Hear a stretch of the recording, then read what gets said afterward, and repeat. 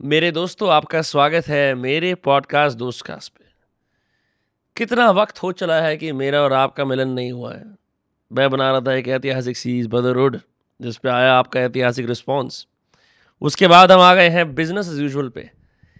लेकिन अब ऐसे पॉडकास्ट करेंगे जो मौज दिलाएं आपको, जिसमें ना आदमी बिल्कुल ऐसे बिल्कुल कुर्सी की पेट ही बांध के बैठ जाएगी। वाह, व्हाट एन एडवेंचर। इसी टोन में मैं लेके आया हूँ आपके लिए A1 पॉडकास्ट सूफियान आलम के साथ। सूफियान कौन है?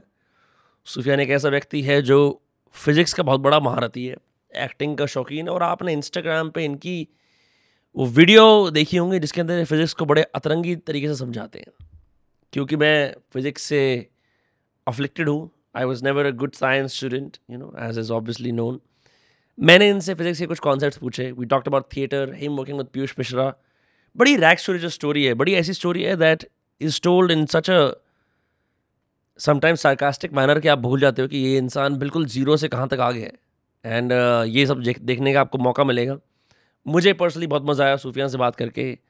ही इज़ फ़नी, ये भी दिल्ली से है, तो थोड़ा बातचीत वार्तालाप में आदमी कहीं कहीं 10% गाली गलौज कर ही देता है। पर ये पॉडकास्ट देख के मुझे लगता है कि आपको भी इंटरेस्ट आएगा कि आप क्रिएटिविटी के थ्रू अपने सर्कमस्टांसेस बदल सकते हैं, एंड सोशल मीडिया का चक्का जाम कर सकते हैं, and you can change the course of your career, and you can change the trajectory of your family. तो ये सब चीज़ें हैं इस पॉडकास्ट के अंदर, and it's good to be back, it's good to be back and doing podcast again. For now दोस्त कास्ट को दबा के सब्सक्राइब करो, दबा के व्यूज़ लेके आओ भाई। I am here, I am back and I am killing it. And अब बहुत बड़े बड़े सरप्राइजेस आने वाले हैं, ज़्यादा क्या बोलूँ। ठीक है, now the episode with Sufiyan begins in 3, 2, 1। मतलब ऐसे कोई खास एक्सपीरियंस है क्या डिप्रेशन के साथ? डिप्रेशन के साथ खास एक्सपीरियंस, मैं लगता है मैं दुखी ही हूँ। इतनी स्माइल करते हुए हैं, अरे यार, हम दिलों में कुछ इस कदर संभालते हैं गम, जैसे जेवर संभालता है कोई। क्या बात है। आईना देखकर तसल्ली हुई कि हाँ, इस घर में पहचानता है कोई। मुझे जेवर को देख के सुन के तो यही याद आया, सिर्फ वो जो एक चीप गाना नहीं अमिताभ का, मुझे 9 लाखा मंगा दे रहे सैयारे दीवाने। मैं इन चीज़ों से बहुत दूर हूँ, ये गानों से बहुत दूर हूँ। मैं गज़ल सुना करता था एक ज़माने में। मैं इकलौता वो आदमी हूँ जो 20,000 के आते हैं ना एयरपॉड, जब लिए थे तो मैं गाने सुनने के लिए नहीं लिए थे, हाँ ताकि मैं लोगों से बात कर सकूँ फ़ोन दूर रख के। हाँ, इसलिए मैंने लिए थे। मैं गाने सुनने के इतना शौकीन नहीं हूँ। गाने सुनता हूँ तो दुखी, सारे दुखी। सारे दुखी। डीप पेन, जगजीत सिंह, या इवन बेटर। नहीं नहीं, वही एग्जैक्टली जगजीत सिंह साहब हो गए, या फिर वो हो गए ना अपने नुसरत साहब हो गए, ये सब जो आते हैं ना, फिर से मुझे छोड़ के जाने के लिए नहीं, छोड़ के गई नहीं अभी।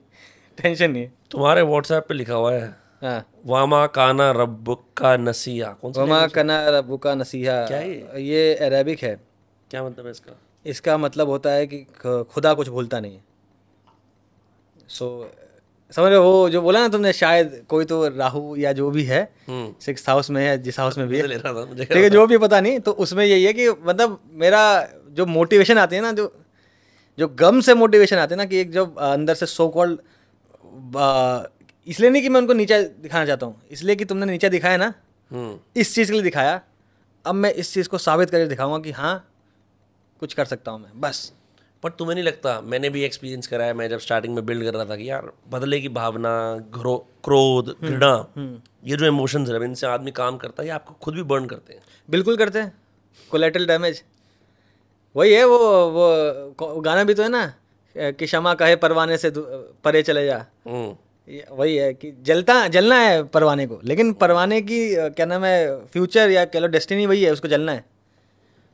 तो जलने के बाद सूरज बन जाओ, रोशनी दे दो, जो भी है। तो ये है।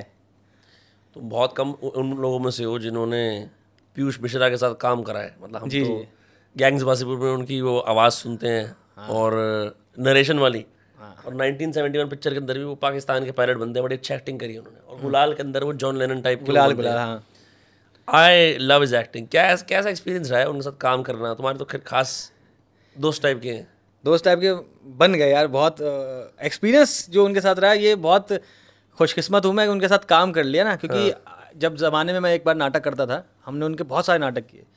तो एक नाटक था गगन दमा बाजो, जिसका नाम है, जो भगत सिंह साहब के ऊपर है, उनके ऊपर ही है कहानी, वो हो गया। या फिर एक नाटक था कि जब शहर हमारा सोता है, तो हम नाटक करते थे उस जमाने में मैं अपने ये जो सोनम किरकिरे और पीयूष मिश्रा का गाना है, जब शहर हमारा सोता है, जब शहर हमारा सोते हैं, नाटक में बहुत सारे गाने हैं, वो गाने फिल्मों में भी आए, गुलाल में भी गाना है कि हाँ, जब शहर हमारा सो रहे थे, उसमें नाटक बना रखा है। नाटक है वो पहले नाटक ही था। पीयूष मिश्रा साहब ने ये सब छोड़ा हुआ था ना फिल्मों। वो बोलते भी हैं कि मैं, आपने बहुत सारे इंटरव्यूज सुने होंगे, वो कहते हैं 20 साल तक मैंने छोड़ दिया था कि हाँ पैसा कमाना सब बुरा है, बर्बाद काम है, बुरा काम है, इसमें कुछ रखा नहीं है, कुछ रखा नहीं है। पैसा जो है, पैसा हमारे लिए खराब था। लेकिन 20 साल में थिएटर किया, 20 साल थिएटर करने के बाद मैंने जाना कि भाई पैसा यार मेरा, मैं खराब बाप नहीं बन सकता। तो ऐसे बोलते हैं वो, बहुत खूबसूरत वे में बोलते हैं। तो उनके साथ काम करने का जब मौका मिला, उन्हीं के नाटक में जो मैं पहले करता था, तो शहीद सुखदेव साहब का किरदार मैं उस नाटक में निभाता हूँ। अभी तो नाटक थोड़े समय के लिए बंद है, उनकी तबीयत भी थोड़ी ख़राब सी रहती है। तो उस इंसान के साथ रह के मैं जाना कि एक इंसान इतनी ऊंचाइयों पे पहुंचने के बावजूद भी उसको पता नहीं है कि वही है पीयूष मिश्रा। मैंने ऐसे अपने दोस्त, मेरा बहुत खास दोस्त है, मतलब वो भगत सिंह का किरदार निभाता था, देवांग बग्गा। तो देवांग बग्गा को मैं वही बोलता हूँ, बेहतरीन एक्टर। उसका एक मूवी आई थी किल में, आपने उसको देखा होगा। तो उसको मैं बोलता था कि यार पीयूष मिश्रा साहब के साथ काम करने का जितना लोग घमंड हो जाता है ना, उतना पीयूष मिश्रा को पीयूष मिश्रा होने पे नहीं है। ही इज नॉट अवेयर कि उनके आसपास क्या स्टारडम है, क्या चकाचौंध है, कि लोग बोलते हैं आप बहुत बड़े विद्वान हो। हाँ, वैराग्य में रहते हैं वो, वैराग्य में। कह रहे हो जाओ, उनसे पूछो। एक आया भी था कि सर आपने गाना कैसे लिखा, कि एक बगल में चांद होगा। लिख दिया यार, लिख दिया। अब मैं तुमसे कहूँ कि मैं सो रहा था, मैंने चांद को देखा, फिर आसमान को देखा, फिर उसके पीछे मैं गया, ऐसा कुछ होता नहीं है, लिख दिया। बहुत चिल। उनके साथ मैंने बहुत कुछ, उनके पास रहने के बाद मैं सीखा यार इंसान इतनी बड़ी पोजीशन पर रह के ऐसा भी होता है। तो शायद जो चीज़ें अभी अगर कुदरत ने मुझे दी, आगे चल के मैं कुछ बन गया, तो वो जो है ना टीचिंग, एक उनसे सीखा हूँ मैं। एक मेरे थिएटर के सर, जिनसे मैं थिएटर सीखता था, स्वतंत्र थिएटर नाम है उनका, वो पुणे में चलाते हैं वो, जहाँ से मैं थिएटर किया था 4 साल। अभिजीत चौधरी नाम है उनका। मैं हमेशा लोगों को बोलता हूँ कि उनके तरह 10% में बन जाऊँगा ना मैं, तो लगता है जीवन पा लूँगा मैं। बहुत कमाल आदमी है। ऐसा क्या है, क्या वो अपने किस तरह से, how does he live his life that, like वो, उनकी एक सबसे बड़ी काबिलियत है, वो म्यूट हो जाते हैं। मतलब कि बहुत सारी सिचुएशन जो उनके सराउंडिंग चल रही होगी ना, बहुत ख़राब चल रही होगी, जिसको देख के हमें लगता है कि यार ये इतने ख़राब सिचुएशन में चल रहे हो सर, कैसा हो रहा है। वो बंदे चिल है यार। मैं उनकी एक कहानी बताता हूँ। मतलब तब मैं थिएटर ज्वाइन नहीं किया था, लेकिन वो थिएटर के लिए इतने पैशनेट हैं कि उनके फादर की डेथ हुई, सुबह शमशान गए, उनकी बॉडी जली और शाम को थिएटर में वापस है। थिएटर है, जिन्होंने थिएटर बनाया है पुणे में आके, मराठी थिएटर के कल्चर में अभिजीत सर आते हैं, कहते हैं मैं हिंदी थिएटर करूँगा। फिर हमारी एक मैम है, उनके साथ ग्रुप चालू किया था, धनश्री हेबड़ीकर करके नाम है उनका। उनके साथ उन्होंने ग्रुप चालू किया और आज तक, कल 19 साल हो गए उस थिएटर ग्रुप को। और वो थिएटर ग्रुप वो है जिसने सब कुछ सिखाया, मतलब इंसान को इंसान बनना सिखाया सर ने, अभिजीत चौधरी सर ने। मतलब वो कमाल आदमी है। 10% बनना है मुझे उनका लाइफ का, वो यही है। और उसके ऊपर मिश्रा जी की जो मेरे पे नमक गिरे हुए ना, कि यार ये जो तड़का लगता है उनका, कमाल आदमी है मिश्रा जी भी। तो बहुत खुशकिस्मत हूँ, ऐसे ऐसे लोग मुझे मिल गए। तो वो है, थिएटर की जर्नी वहाँ से आई है। थिएटर शुरू क्यों करा लेकिन? ज़बान बहुत ख़राब थी मेरी, तो गाली गलोच? नहीं, गाली गलोच नहीं, वो तो खैर दिल्ली वाले हैं। स्पीड तो मेरी आज भी है। हम फटूरे बोलते हैं ना फ्यूचर को, गवर्नमेंट स्कूल वाले फटूरे। तो मेरा एक दोस्त है, भाई दोस्त से पहले बताता हूँ, हम 3 दोस्तों का ग्रुप है जिसको मैंने यारी बना रखा है। तो एक है उसमें जैनेंद्र ओझा, और एक है अभिषेक करके नाम है, उसको हम बाउंसर बोलते हैं, बहुत पतला है वो। तो उसको हमने बाउंसर बोलना चालू किया। तो वो बोलता है यार सुफियान, हम गवर्नमेंट स्कूल वाले, सर्वोदय बाल विद्यालय, मंगल पांडे, हरिवर्दी, ऐसा हमारा नाम ऐसे रहता है। तो नेचर नटूरे, फ्यूचर फटूरे, ये हम लोग उस जोन के हैं। हमारी इंग्लिश तब से टूटी हुई है। हम इंग्लिश के पीरियड में इंग्लिश बोलते थे, इंग्लिश वाले टीचर मारते थे कि इंग्लिश सिखा रहा है, मुझे इंग्लिश सिखा रहा है। हाँ। वो जो फंस गए ओबामा में जो इंग्लिश हो रहा है, तो वह सिट डाउन, ऐसा कुछ तो होता है वो। वही है। तो वो है कि यार ज़बान बहुत ज़्यादा फास्ट बोलता था। तो किसी ने बोला कि यार ये कहानी थोड़ी इंटरेस्टिंग बताता हूँ, अगर आप, ऐसा है कि मैं मास्टर्स करने आ गया पुणे, COEP करके कॉलेज है, कॉलेज ऑफ इंजीनियरिंग पुणे, कमाल कॉलेज है, 1854 का बना हुआ। विश्वेश्वरैया साहब वहाँ से पढ़े, जहाँ के, जिनके नाम पे दुनिया में इंजीनियर्स डे मनाते हैं। विश्वेश्वरैया? हाँ, कोई बहुत प्रसिद्ध इंजीनियर है क्या? हाँ, जिनके नाम पे इंजीनियर्स डे मनाते। उनकी एक कहानी बहुत प्रचलित है कि वो किसी ट्रेन में थे, और ट्रेन में बैठ के उन्होंने ट्रेन की आवाज़ से, जितनी मुझे कहानी पता है, पता नहीं ये वो वाला इफेक्ट ना हो जाए, कि झूठ कहानी याद हो जाए ना। नहीं नहीं कोई दिक्कत हाँ, तो उसमें ये है कि ट्रेन में है और ट्रेन में बैठे, उनको ट्रेन की वाइब्रेशन समझ में आ गया कि ये जो है ट्रेन की आगे पटरी टूटी हुई है। तो उन्होंने जाके बोला कि रोको, ट्रेन की पटरी टूटी हुई है। आगे चल के देखा पटरी टूटी हुई थी। इंजीनियर्स डे मनाते उनके नाम पर। मिस्टिकल आदमी है या इंजीनियर है? इंजीनियर है यार, इंजीनियर। मैं हमेशा ये बोलता हूँ, साइंस वो फिलॉसफी है जिसका हमारे पास प्रूफ है, वरना फिलॉसफी ही है दुनिया में। इसलिए भी जब PhD की फुल फॉर्म क्या होती है, डॉक्टरेट इन फिलॉसफी। तो साइंस फिलॉसफी ही है, हमने उसको सब्जेक्ट बना दिया। और मेरा जो मैं बनाता हूँ कंटेंट, वो मैं कहानियाँ दिखा रहा हूँ कि साइंस के किस्से कहानियाँ दिखा के बता रहा हूँ कि साइंस सब्जेक्ट नहीं है यार, साइंस किस्से हैं, कहानियाँ। मैं एक्टर हूँ, थिएटर किया हुआ आदमी हूँ, तो मैं थिएटर आर्टिस्ट हूँ। मैं एक्टिंग दिखा रहा हूँ अपनी, और ऐसी एक्टिंग दिखा रहा हूँ लोगों को लग नहीं रहा कि एक्टिंग कर रहा है, कि इसमें क्या एक्टिंग है। उस चीज़ को करने के लिए 7 साल लग गए मुझे, हमारी टीम को। हम जो बनाते हैं, मैं अभिषेक दीक्षित और भी हूँ, हमारी टीम को थिएटर के एक्सपीरियंस लग गया कि ऐसी बातें करें, जब बैठें और हम बात कर रहे हों तो किसी को लगे ना कि हम बात कर रहे हों, लगे कि हाँ शायद कोई बंदे 2-3 लोग बैठ के बात करें तो किसी ने रिकॉर्ड कर लिया। वही इरफान खान साहब की देखो, बिल्लू बार्बर में एक्टिंग देखो, तो वहाँ पे दिखते हैं कि यार लगता है ना ये आदमी है। तो वो लाने के लिए वक्त लगता है, उसी को एक्टिंग कहते हैं, और इसी को लेकर एक्टिंग नहीं समझते। ये तो कर्स है ना तो वो चीज़ हो जाती है। सवाल कहता मैं भूल गया। सवाल ये है कि तुम्हारा इसमें चालू कैसे हुआ तुम थिएटर हाँ, में? तो फिर तो उस समय जब मैं मास्टर्स करने आया पुणे, तो जॉब करने लगा। माली हालत ठीक ना थी हमारी तो वो इस टाइप के हिसाब से भैया की भी जॉब चली गई थी, ये सब। तो मैं सोचा कि रात में टॉपर ज्वाइन कर लेते हैं, कंपनी खुली थी उस समय। तो रात में क्वेश्चन सॉल्व करता था, 8 घंटे की जॉब। हाँ, क्या आंसर टेस्ट शीट देनी होती थी किसी ना, उस समय पहली बार ऐसा आया था उस ज़माने में कि बच्चे क्वेश्चंस पूछते थे लाइव, और हम लोग लाइव आंसर देते थे। अच्छा, हाँ, टॉपर करके कंपनी चालू हुई थी यूट्यूब पे नहीं, एक पूरी कंपनी थी वो। हाँ, तो उसका पूरा सेटअप था, पूरा डेटाबेस काइंड ऑफ वो था, इंटरफेस था कि बच्चे वहाँ से फ़ोन से खींच के फ़ोटो भेजेंगे, आपको लाइव बच्चे को आंसर देना कि ऐसे ऐसे करना है, ऐसे ऐसे करना है, और फिर आंसर को फ़ोटो खींच के भेजना है। ऐप बन गई थी मान लो। क्रेजी। हाँ, तो दिन रात में 8 घंटे हम काम करते थे। और हमारे जो मैनेजर थे वो मस्त थे, वो बोलते थे जो रात में 100 क्वेश्चन सॉल्व कर लेगा उसको सुबह फरारा रोशर देंगे। ठीक है। और ज़िंदगी में हमने ज़िंदगी में हम निहायती सरकारी स्कूल वाले आदमी, हमने फरारो रोसर ये क्या होता है भाई। तो मैं कहा यार लेंगे। तो हम 100 क्वेश्चन सॉल्व करते थे, और एक दिन मिली बस। यार 100 क्वेश्चन सॉल्व करो, आगे इसने एक सुनहरी चॉकलेट दी। मुझे पता नहीं था कैसे दिखती कैसी है, तो देखने के क्यूरियोसिटी में मैंने क्वेश्चन सॉल्व किए थे वैसे। तो उसी दौरान पढ़ाई से थोड़ा इंटरेस्ट चला गया, क्योंकि यार सुबह 8 से लेकर शाम के 5 तक कॉलेज, फिर 6 से लेकर 7:30 तक ट्यूशन पढ़ाना, पैसा आ जाए। उसके बाद रात के 10 से लेकर सुबह फिर वही 8 बजे तक जॉब। तो पढ़ाई का इंटरेस्ट निकल गया, क्योंकि पढ़ाई ना, मैं इसलिए बोलता भी कि बहुत खुशकिस्मत होते हैं वो लोग जो जब पढ़ रहे हो ना तो सिर्फ पढ़ना है उनको आनंद आ रहा है, वो क्यूरियोसिटी बेस्ड पढ़ाई कर रहे हैं। उनको सिर्फ पढ़ना है काम उनका, कमाना काम नहीं है। बहुत जल्दी जिनको दुनिया जिम्मेदारी डाल देती है ना, घर की और लोगों की और परिवार की और पेट की, तो वो मुश्किल होती है।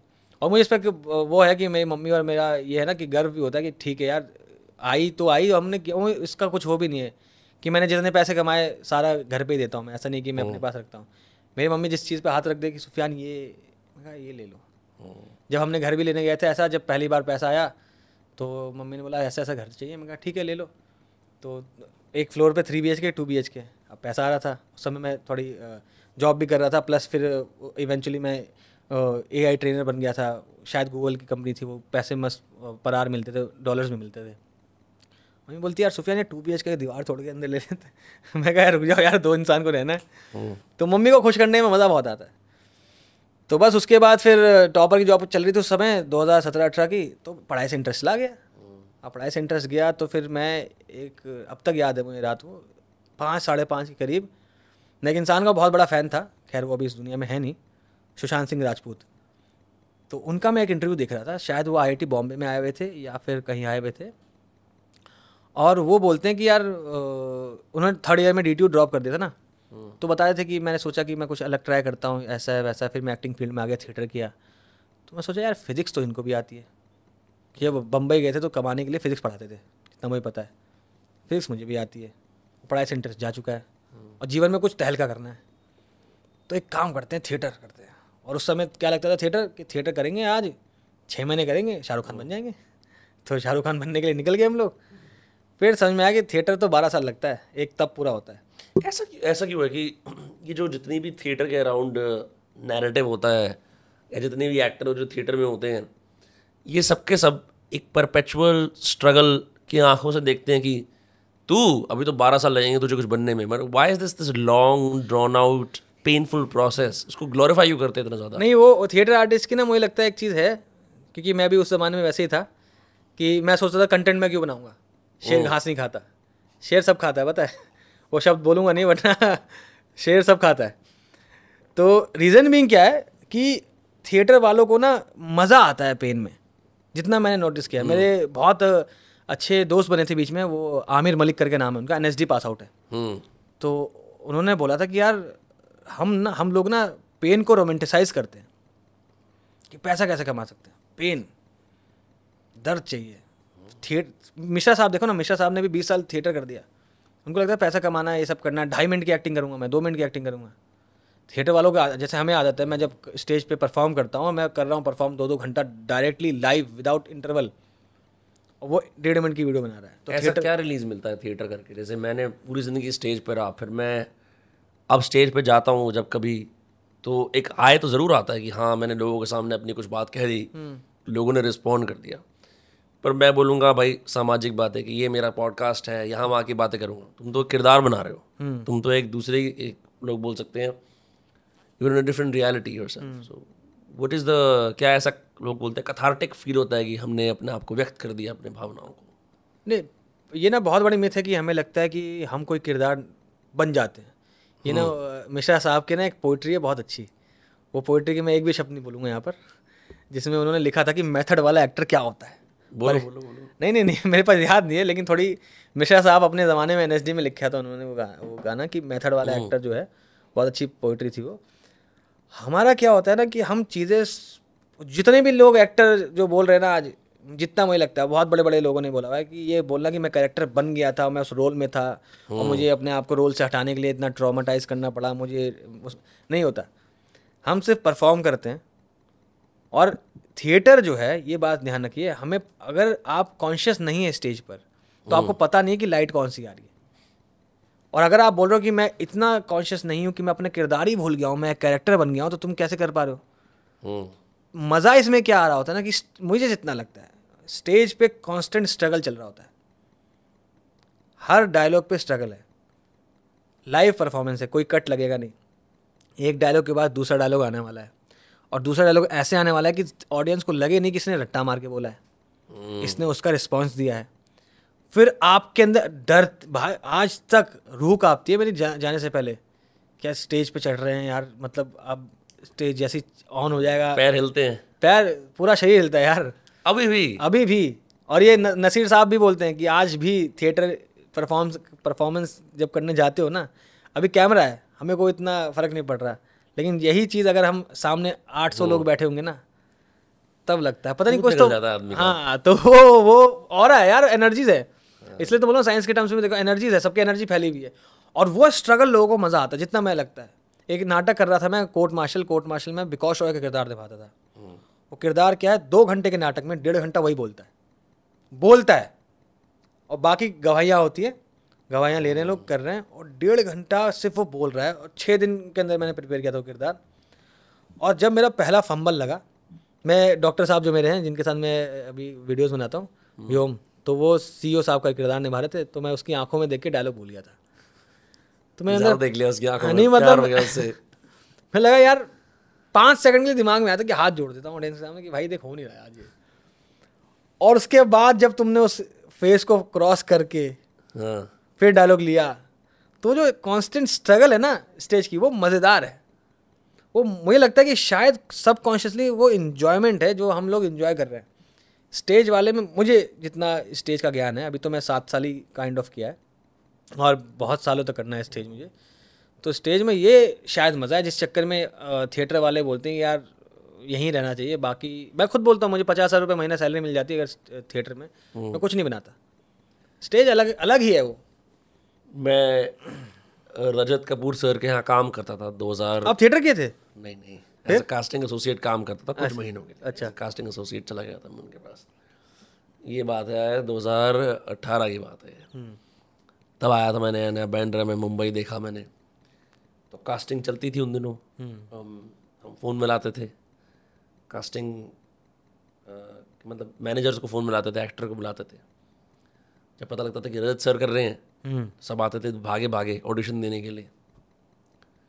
तो उस टाइम पे मैंने देखा कि जब कैमरा पकड़ता था, मैं खुद का कैमरा ले गया था, ये सब कितने एक्साइटेडली अपना अपना ऑडिशन देते हैं। फिर सर ये करते थे, फिर उनकी एक टोली है, वो है रणवीर शोरी है, एक वो है अपना कॉमेडियन है आदार मलिक, एक साइरस साहूकार है, एक विनय पाठक है, एक जिम सार है, एक काल्की कौशलिन है, एक 2-3 और है मेरे ख्याल से।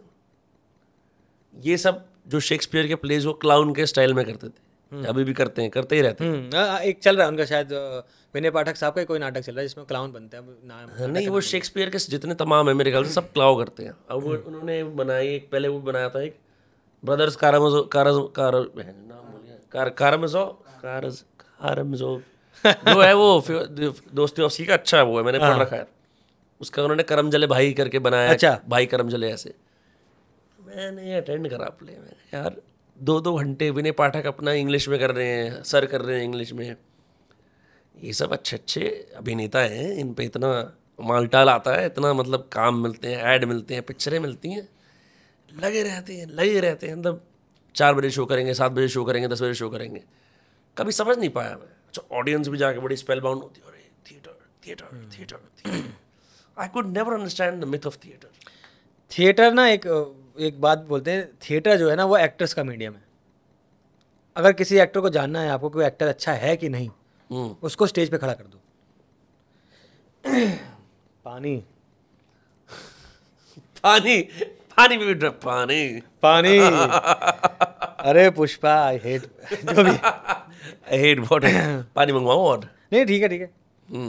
तो थिएटर एक्टर का मीडियम है। आपको एक्टर पहचानना है कि एक्टर अच्छा है कि नहीं, उसको स्टेज पे ला दो। सूफिया भाई, तुम्हारी आवाज में इतनी बकचोदी कैसे क्या कारण है? दिल्ली के है ना यार। अब एक बात बताओ, दिल्ली वाले अगर दिल्ली वाली बातें उनके अंदर से ना लगे तो क्या खाक दिल्ली वाले। इंस्टाग्राम पे तो दुनिया भर के भूमंडल का ज्ञान मिल रहा होता है कि अरे भाई ये देखो, ये प्लेनेट यहाँ, ये पार्टिकल यहाँ पे है। हाँ। तो हर चीज एक, I really love this language. मेरे ख्याल से ये बहुत यूनिक लैंग्वेज है।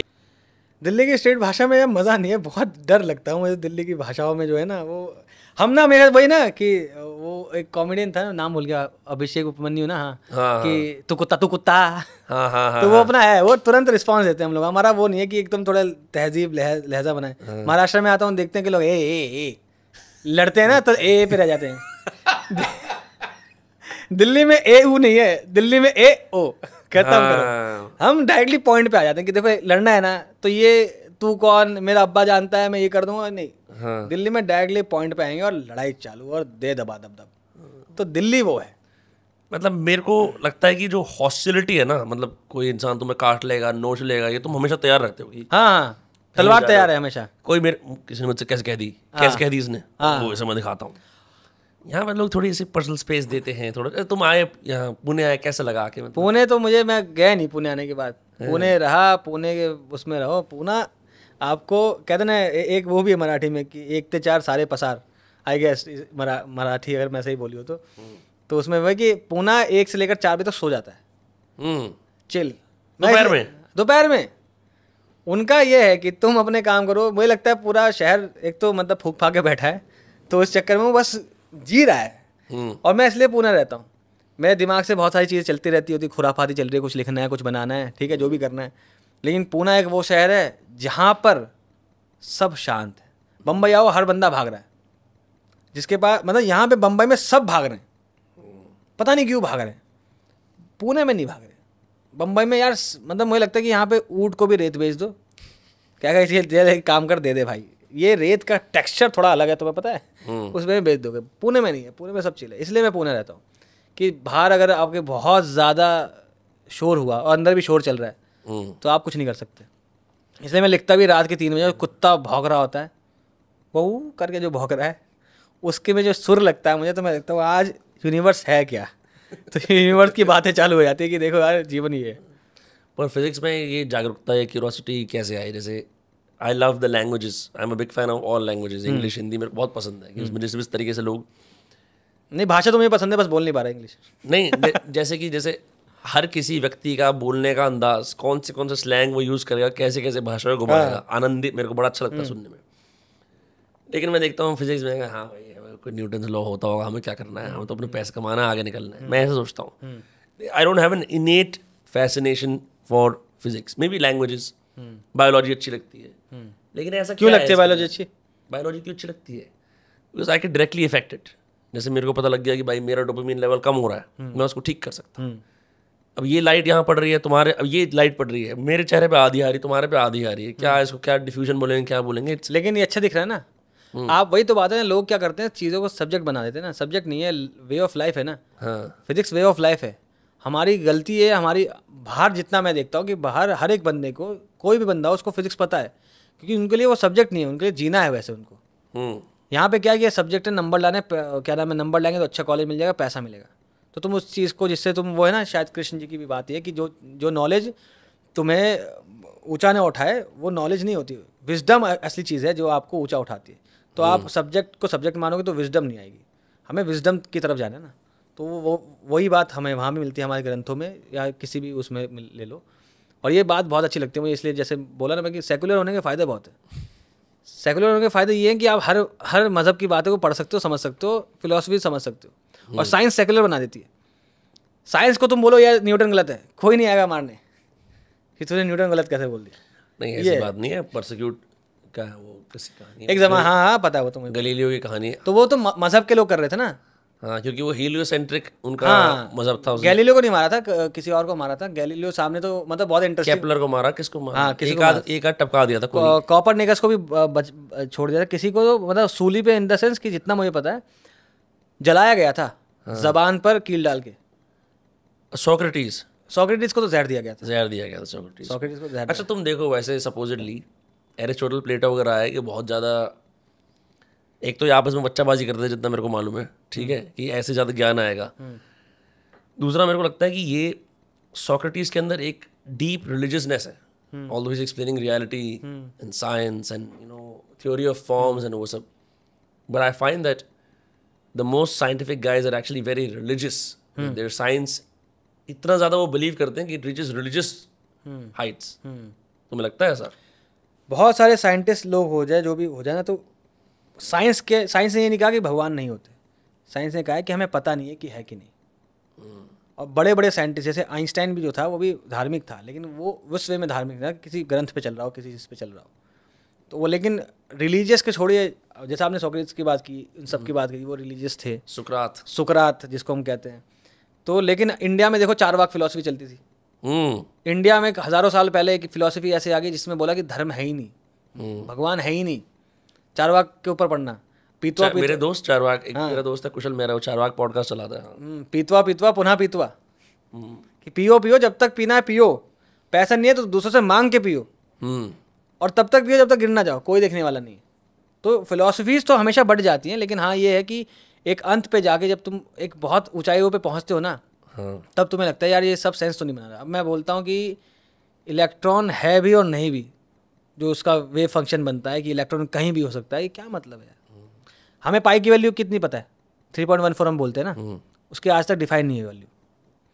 पाई की वैल्यू डिफाइन नहीं है, हमें फिर भी एक नॉन डिफाइंड नंबर से एक डिफाइंड इमेज बन के आती है। सर्कल डिफाइंड दिख रहा है हमें, लेकिन वही सर्कल को उसके डायमीटर से डिवाइड कर दो तो उसका रेशो डिफाइंड नहीं आ रहा। कोई लॉजिक नहीं दिखता इसके पीछे। एक डिफाइंड चीज़ को डिफाइंड चीज़ से डिवाइड करो, डिफाइंड चीज़ आनी चाहिए ना, नहीं आ रहा। पाई की वैल्यू हम बोलते हैं। तो वो चीज़ें कई बार ऐसा लगता है कि यार ये जो चीज़ें चल रही है ना, इसके पीछे कोई तो गहरा मतलब है। ये चीज़ें चल रही हैं क्योंकि चलना चाहती हैं, और यहीं सारा खेल आ जाता है धर्मों का। लेकिन बात यह है कि धर्मों के पास जो लोग चले जाते हैं बिना साइंस को समझे, तो वो क्या नाम है, अंधविश्वासी हो जाते हैं। वो सवाल उठाना बंद कर देते हैं कि यार हमारे मज़हब में मान लीजिए, जैसे वहाँ पे था ना कि क्रिश्चियंस जब लोग थे वो बोल रहे थे कि यार धरती चपटी है, ऐसी बातें वैसी बातें। तो जब साइंस ने उस पर सवाल उठाया तो उनको मारने लगे। तो एक ज़माने में बहुत जुल्म हुआ था वो, लेकिन इवेंचुअली जब आपने साइंस को पढ़ा, ऐसा नहीं है कि क्रिश्चियनिटी खत्म हो गई या फिर इस्लाम खत्म हो गया, हिंदुइज्म खत्म हो गया, वो आज भी एग्जिस्ट कर रहे हैं। लेकिन विद इसको मानते एग्जिस्ट कर रहे हैं। और यही हर चीज़ होनी चाहिए कि आपको समझना पड़ता है जो सच्चाई है वो सच्चाई है, और वो एक चीज़ सच निकल के आ जाए इसका मतलब ये नहीं कि तुम गलत बोल रहे हो। अपने आप को इवॉल्व करना पड़ता है ना उस समय के हिसाब से। अब कोई जैसे उनके साथ दिक्कत क्या हो गई होगी जो लोग लड़ रहे थे उनसे, उस समय हर पीढ़ी पे हर जनरेशन में इंसान दुनिया को समझना चाहता है, ठीक है। तो बहुत पहले लोगों ने समझा कि यार सब कुछ मुझे फ्लैट ही दिख रहा है, तो दुनिया फ्लैट होनी चाहिए। अब उन्होंने लोगों ने बना लिया उसको साकित कर दिया कि नहीं अब यही सच है। अब जब किसी ने आके बोला नहीं भाई, जब डेवलपमेंट हुई कि भाई नहीं फ्लैट तो नहीं है, आज भी लोग मानते हैं बहुत सारे फ्लैट अर्थर्स हैं, बहुत है। अभी तो पूरा थ्योरी चलती है कि नासा झूठ बोल रहा है, ऐसा है वैसा है। कितने फ्लैट अर्थर्स दिख जाते हैं व्लॉग बनाते हुए कि धरती व्लॉग बनाते हैं। कौन है व्लॉग बनाते? अरे एक मैं देखा था कि फ्लैट अर्थर था कि हाँ मैं व्लॉग बना रहा था, कोई अमेरिका ही का था कि भाई हाँ नाउ आई एक्सेप्ट कि धरती गोले में। 4-5 चीज़ें जो अमेरिकन यूनिकली बकचोदी करते हैं। एक, उनको लगता है कि उनके गवर्नमेंट में सारे के सारे लोग वो हैं रेप्टाइल्स। एक थ्योरी ये होती है कि ये जो है ये शेप शिफ्टिंग रेप्टाइल्स है। अच्छा। एक उनको लगता है कि भाई इल्यूमिनाटी दुनिया चलाती है supposedly, which is like the oldest. भाई आज मेरे दोस्त मुझे बोल रहे थे कि यार तेरा कंटेंट इसलिए चल गया तो इल्यूमिनाटी से मिलाया। मैं कह अरे सही में, अरे भाई मैं सही में बोल रहा था कि तू गया था। क्योंकि कुछ भी चीज़ जो अननेचुरली उनको सामने होती है, जिसमें कोई लीनियर प्रोग्रेशन नहीं हो रहा होता, जैसे कि तुम्हारे फॉलोअर्स 100 हैं, फिर 200 300, जैसे ही वो एक्सपोनेंशियल होता है ना, ये बोलते हैं कि ये इंडस्ट्री प्लांट है, इसे किसी ने लगाया है यहाँ पे। ठीक है, मेरे एक दिन में थे, एक बार 600 थे, अगले दिन हुआ 50,000। लोग बोल रहे भैया इल्यूमिनाटी। हाँ वही ये क्या मतलब है? ठीक है, एक थ्योरी चलती है उनके यहाँ पे कि जो भी उनके प्रतिद्वंदी होते हैं ना, ये सब ये भी एक तरह का सायोप है। वो करते हैं कि जैसे इमैनुअल मैक्रोन की बीवी है, बीवी नहीं है वो ट्रांसजेंडर है, एक ये कर रखा है।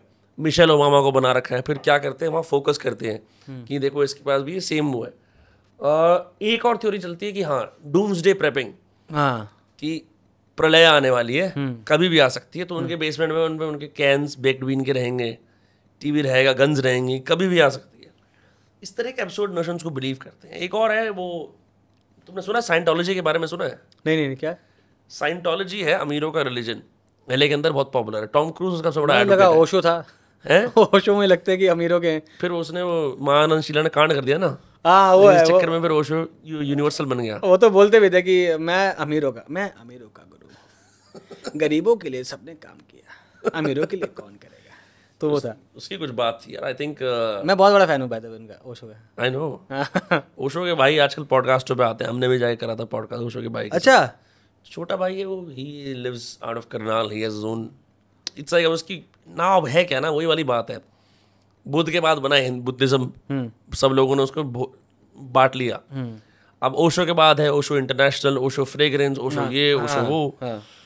आई just wish I was alive in Osho's time, और मैं उसका हिंदी में प्रवचन सुन पाता। बिल्कुल यार, मुझे खुद सुनना है उनका। तो एक तो मैं एक बार सुना था, जो सबसे पहले मैं ओशो से अट्रैक्ट हो गया था, वो कुछ तो पूछ रहा था कि भगवान ऐसा उपाय बताइए कि मैं इस दुष्ट क्रोध से बच जाऊं, ये दुष्ट क्रोध भस्मीभूत हो जाए। ओशो का जवाब सुनो, पहली लाइन, उसके बाद दीवाना हो गया, आपके सवाल में भी क्रोध है। मैं कहा यार ये आदमी किस गहराई से सोच के बोल रहा है ना, कि सामने वाला क्या सोच रहा है वो ही उसने निकाल के दे दिया।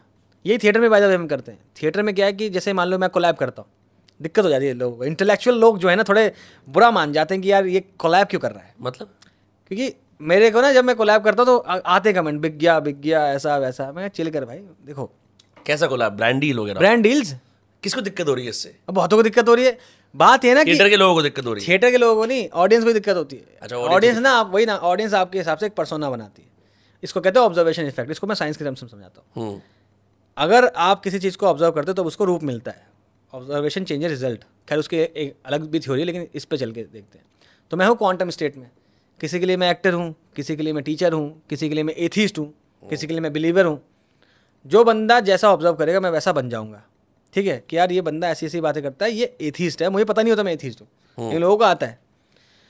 अब इसी ऑब्जर्वेशन इफेक्ट में आता है कि मेरे ऑडियंस ही, लोग ही अपने सो कॉल्ड पर्सोना बनाते हैं, इमेज बनाते हैं मेरे लिए, प्रोजेक्ट करते हैं अपनी फैंटेसीज आप पे। अब जैसे मान लो, वही मैं बता रहा था कि अगर मान लो मैं अब कहीं चाय पीने जाऊँ सड़क के किनारे 10 रुपए की, मैं आज भी वहीं पीता हूँ, कल भी वहीं पीता था, लेकिन आज मैं डाउन टू अर्थ बन जाऊँगा। क्या इतना पैसा है यार, फिर भी यार कितना डाउन टू अर्थ है। नहीं, इंसान होता है, सेम रहता है। और इसी वजह से ना मुझे पर्सनली बिलीव होता है कि ऑडियंस जो है ना, यहाँ हमारे भारत की ऑडियंस जो है वो ऐसा करते हैं कि जो नाच गा रहा है हाँ। जो बकवास कर रहा है, जो गालियाँ गलौज कर रहा है, गाली देना कोई बड़ा टैलेंट नहीं है। गाली हम सब दे सकते हैं, मैं गाली देता हूँ, बहुत ज़्यादा देता हूँ, लेकिन अभी मान लो मैं कॉन्शियसली, बड़ी खूबसूरत आपकी हाँ, वाणी सुनने का अवसर मेरा प्राप्त हुआ अवसर, मुझे, हाँ। लेकिन मैं कैमरे पे नहीं दे रहा, ठीक है, नहीं दे रहा, क्योंकि एक चीज़ होती है कि शायद लोग सोचते हैं कि इसकी तरह अच्छा आदमी है, इस तरह बनना चाहिए, जो भी है। अध्यापक जी हैं ये। अध्यापक जी, मैं तोड़ सकता हूँ ये डायलॉग में, लेकिन फिर भी उनको लगता है ये ऐसे ही है, और इसी हिसाब से वो पर्सोना बनाते हैं। तभी यहाँ पे प्रेमचंद के फटे जूते की कहानी में पढ़ते हैं।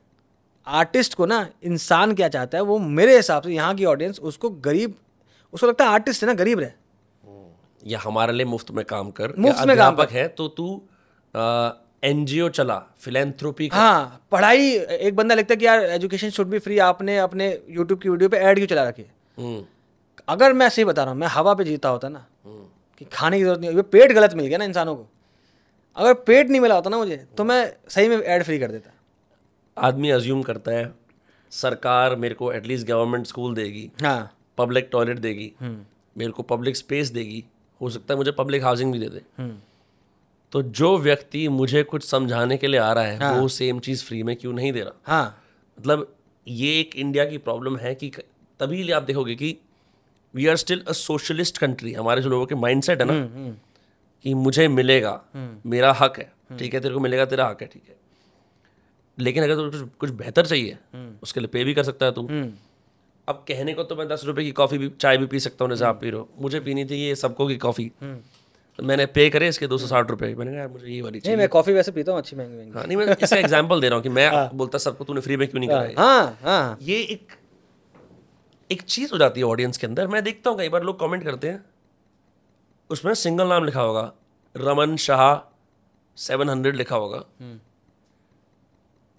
But we want this now, पर वो एक सिंगल इंडिविजुअल है, तो वो वी करके बात कर रहा है, बस किसको रिप्रेजेंट कर रहा है? अपने माँ को, अपने माँ बाप को, या पूरी ऑडियंस को जो 1 लाख लोग इकट्ठे हो रखे हैं। But you are doing this, we want this. हाँ, वही तो मेरा ये यार, मैंने 15 साल फिजिक्स पढ़ी, 7 साल थिएटर किया, निहायती गरीबी से आया। अगर मुझे गरीबी रहना होता तो मैं अपना आराम से सो कॉल जॉब कर रहा होता। जॉब थी मेरे पास, ऑप्शन थे, इंडिया छोड़ के जाके पीएचडी करने का ऑफर थे मेरे पास, जर्मनी से भी ऑफर था कि पीएचडी कर सकता था। फिर क्या होता? मेरा मोटिव ये था कि लगता है ना कि यार थोड़ा शायद जिम्मेदारी, मेरे पास कहानी कहने की ताकत आ गई ना शायद थिएटर से थोड़ी बहुत, तो मुझे जिम्मेदारी है कि लोगों को कुछ दे देता हूँ, मतलब जो दिखाता हूँ साइंस में कितना इंटरेस्ट, साइंस कितनी इंटरेस्टिंग है। अगर आप जैसे, आपको साइंस में इंटरेस्ट नहीं, लेकिन अगर आप मेरी वीडियो देख के इंटरेस्ट आ जाएगा थोड़ा सा, है इंटरेस्ट तुम्हारी वीडियो देखने के बाद। इनफैक्ट एक तुमने वीडियो बनाया मल्टीवर्स हाँ, थ्योरी पे, हाँ, मुझे कुछ नहीं पता था उसके बारे में, हाँ, लेकिन एक रशियन क्वांटम रियलिटी, क्या मेरे को उसका पता नहीं, उसने वो हाफ साइंस हाफ फिलॉसफी वाला इंसान है, वाडीम जिलैंड करके, उसने एक किताब निकाली है रियलिटी ट्रांससर्फिंग। उसके अंदर वो बात करता है, और ये बहुत सी वाली बातें बहुत सारे लॉ ऑफ अट्रैक्शन के लोग भी करते हैं ये चीज़ें, but he is sort of more advanced. He says कि आप एक व्यक्ति ऐसे हो, अभी जी रहा हूँ, मैं विनम्र हूँ, मेरे हाथ का कलाई का इतना वो है, विद सर्कमफ्रेंस जो भी है, हाथ पे ये अंगूठियाँ हैं, ये शरीर है, यहाँ इस तरफ दर्द है, यहाँ बैठा हूँ मुंबई में, इतने साल का हूँ, मन में ये सोच रहा हूँ। कह रहा आपके बहुत सारे ऐसे पैरेलल यूनिवर्सेस एग्जिस्ट करते हैं, ऑल्टरनेट रियलिटीज एग्जिस्ट करती हैं, कि जहाँ पे all you have to do is to align with that reality. This thing is the stuff that manifestation is built on. कि आपको बोलते हैं कि आप अगर मिलियनेयर है तो मिलियनेयर की रियलिटी अपने पास खींच के ले आइए, वो आपकी हो गई। Is the multiverse theory similar? मैं नहीं मानता है, जो है ना ये तो थोड़ा वो जादुई चीज़ें करने लगा। मल्टीवर्स की थ्योरी अगर सिंपल टर्म्स में कहूँ, वो ये कहती है कि जो चीज़ हो सकती है वो हो रही है, बस अलग अलग जगह। Anything everything that bad can happen will happen, ये मान लो इसको। मतलब कि एक ऑप्शन था, जैसे मैं आज आपसे मिलने आया, एक ऑप्शन था कि मैं नहीं मिलने आया, ये दोनों ऑप्शन हो गए। बस इस टाइमलाइन में मैं मिलने आ गया हूँ और किसी टाइमलाइन में मैं मिलने नहीं आया हूँ। तो मल्टीवर्स की थ्योरी इस पॉइंट पे सिंपल टर्म्स में ये बात कर रही है कि सारे ऑप्शंस ब्रह्मांड में, मान लो 800 करोड़ इंसान हैं, अरबों और जीव जंतु हैं, जितने भी ऑप्शन सब है, ठीक है, उसका परम्यूटेशन एंड कॉम्बिनेशन निकालो, billions and billions of options बन जाएंगे। एक जगह मक्खी यहाँ पे आ सकती थी, एक जगह मक्खी बाहर से निकल गई है, ये भी 2 यूनिवर्स बन गए। सारे पॉसिबल पॉसिबिलिटीज़ के लिए यूनिवर्स बन चुका है और आप तुम किसी का खींच नहीं सकते, तुम अपने टाइमलाइन में ही रहोगे। तो अगर फॉर एग्जांपल तुम आज यहाँ नहीं आते, that is another universe, another. Yes, हो रहा है वो, हो चुका है किसी यूनिवर्स में। जैसे आज पेट में दर्द था मेरे, मुझे इंजेक्शन लगने पड़े, होता रहता है, ठीक है। एक ऑप्शन था कि यार आज बहुत तबीयत सी खराब है, कोई बात नहीं, बाद में कर लेंगे। वो किसी और यूनिवर्स के सुफियान की थॉट होंगे। But how you know parallel you exist somewhere else? Theory कह रही है ये। जब ये एक मैं बोला था, this is a scientific theory, scientific theory that assumes that there are millions of you, billions of me, billions and trillions. Same जैसे जो रिक एंड मॉर्टी के अंदर होता है। मैं देखी नहीं। रिक एंड मॉर्टी नेटफ्लिक्स पे एक बहुत पॉपुलर एनिमेटेड एडल्ट कार्टून है, जिसके अंदर वो एक लड़का होता है डरपोक सा, उसका जो दादा होता है, उसका दादा उसके घर पे रहता है, माँ बाप रहते हैं उसके, मतलब ऐसा अपने जो मतलब नहीं, नाना उसका घर पे रहता है। ऐसा कि आपके नाना अकेला होगा, आप घर ले आए उसको, अपने गैराज में रहता है, साइंस करता रहता है। अच्छा, ये लोग एक यूनिवर्स की लाइन में कई बार मर लेते हैं, दूसरे यूनिवर्स से उठा के ले आते हैं। So you can never tell which reality that actually existing in, and they say ये यूनिवर्स C137 का, ये इसका, ये इसका, किसी को नहीं पता चलेगा हम कौन से यूनिवर्स के पार्ट बन गए, पता ही नहीं है। बात ये थ्योरी इसलिए भी दी गई थी, एक थ्योरी आती है ऑब्जर्वेशन चेंजेस रिजल्ट, जिसके लिए आइंस्टाइन बहुत परेशान हो गया था।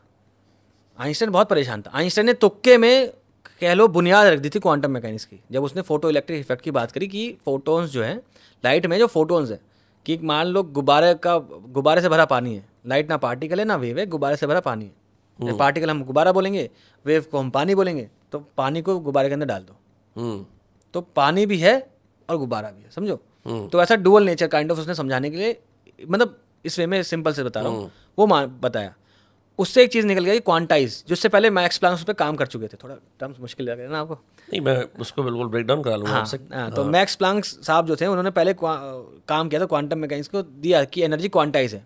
उसके एक स्टेप आगे गए आइंस्टाइन साहब, जिन्होंने उसका इस्तेमाल। क्वांटाइज का मतलब क्या? क्वांटिफाइबल है? कहाँ से आता है वर्ड? पैकेट्स में सब कुछ, पैकेट्स में दुनिया, सारी की सारी दुनिया पैकेट्स में है। और इसी पॉइंट पे आके ये आता है कि अगर दुनिया की हर चीज़ क्वांटाइज मिल रही है, तो क्या स्पेस और टाइम भी क्वांटाइज है? अगर स्पेस और टाइम क्वांटाइज है, तो उनके बीच में क्या है? मान लीजिए पैकेट से ये एक स्पेस टाइम का वो हो गया पैकेट, और एक दूसरा हो गया, इसके बीच में क्या है? नहीं, मतलब स्पेस हो गया जो ये स्पेस ऑक्यूपाई कर रहा है। नहीं, हाँ, मतलब स्पेस ऑक्यूपाई कर रहा है। स्पेस हमें स्मूथ दिखता है ना, हाँ, सब कुछ हमें कंटिन्यूस दिखती है, पिक्सेलेटेड नहीं है हमारी। मैं आपसे बात करता हूँ, मैं ऐसे नहीं हो रहा ना, हाँ, पिक्सल्स में नहीं हूँ मैं, करेक्ट, कंटिन्यूस दिख रहा हूँ मैं आपको, दैट इज स्पेस। हाँ, मतलब कंटिन्यूस है स्पेस, और स्मूथ है, उसके ऊपर टाइम काम कर रहा है। स्पेस और टाइम एक साथ ही रहते हैं, जिसको जनरल थ्योरी ऑफ रिलेटिविटी में जाके आइंस्टाइन ने बताया। तो बहुत अच्छी इंटरेस्टिंग स्टोरी, वही बताऊंगा। तो बेसिकली अगर सब कुछ क्वांटाइज है, तो अगर मैं बहुत जूम कर दूं, मुझे जूम करोगे तो एटम्स, टिश्यूज मिलेंगे, सेल्स मिलेंगे, करेक्ट, एटम्स, प्रोटॉन सब मिलेंगे। और जूम करते जाऊं तो एक ना एक पॉइंट पे रियलिटी स्मूथ होना बंद कर देगी। फिर रियलिटी ये होगी और ये होगी, बीच में कुछ नहीं होगा। अगर सब कुछ क्वांटाइज्ड है, अभी पता नहीं है क्वांटाइज है कि नहीं, क्योंकि अब तक अगर क्वांटम मैकेनिक्स ग्रेविटी को एक्सप्लेन कर देगी ना, तब बहुत चांसेस है कि साबित हो जाएगी कि दुनिया हर चीज़ क्वांटाइज है। ग्रेविटी समझ नहीं पाई अभी भी क्वांटम मैकेनिक्स ग्रेविटी नहीं समझ पाई। बैक ट्रैक करते हैं। मैंने ना कई बार सुना है कि उस आदमी को, उस फिजिसिस्ट को दिलचस्पी नहीं हो रही फिजिक्स में, तो वो क्वांटम फिजिक्स में चला गया। उस आदमी को कंप्यूटिंग में मज़ा नहीं आ रहा था, वो क्वांटम कंप्यूटिंग में चला गया। What and this for example for me is like assuming कि भाई ये कॉग्निशन में नहीं, मेटा कॉग्निशन में काम करता है। कि एक मेरे लिए वो एक मेरे मन में as a I won't say I am non scientific, but someone जिसका एक साइंस का प्योर बैकग्राउंड नहीं है, जिसने कभी चीज़ों में इनेटली दिलचस्पी नहीं ली, क्वांटम वर्ड एग्जैक्टली किसी चीज़ के आगे लगा के वो क्या बन जाती है? पैकेट। क्वांटम का मतलब क्वांटा का मतलब डिफाइंड मतलब एक पैकेट्स। तो वही हुआ ना, जब आइंस्टाइन ने भी तुक्के में दे दिया ये, और फोटो इलेक्ट्रिक इफेक्ट दुनिया को समझ में आ गया, फिर डेवलप हो गया, नील्स बोर ने मिलके फिर काम किया और क्वांटम मैकेनिक्स डेवलप होने लगी, कोपेनहेगन इंटरप्रिटेशन आ गई, वर्ड आता है इसका।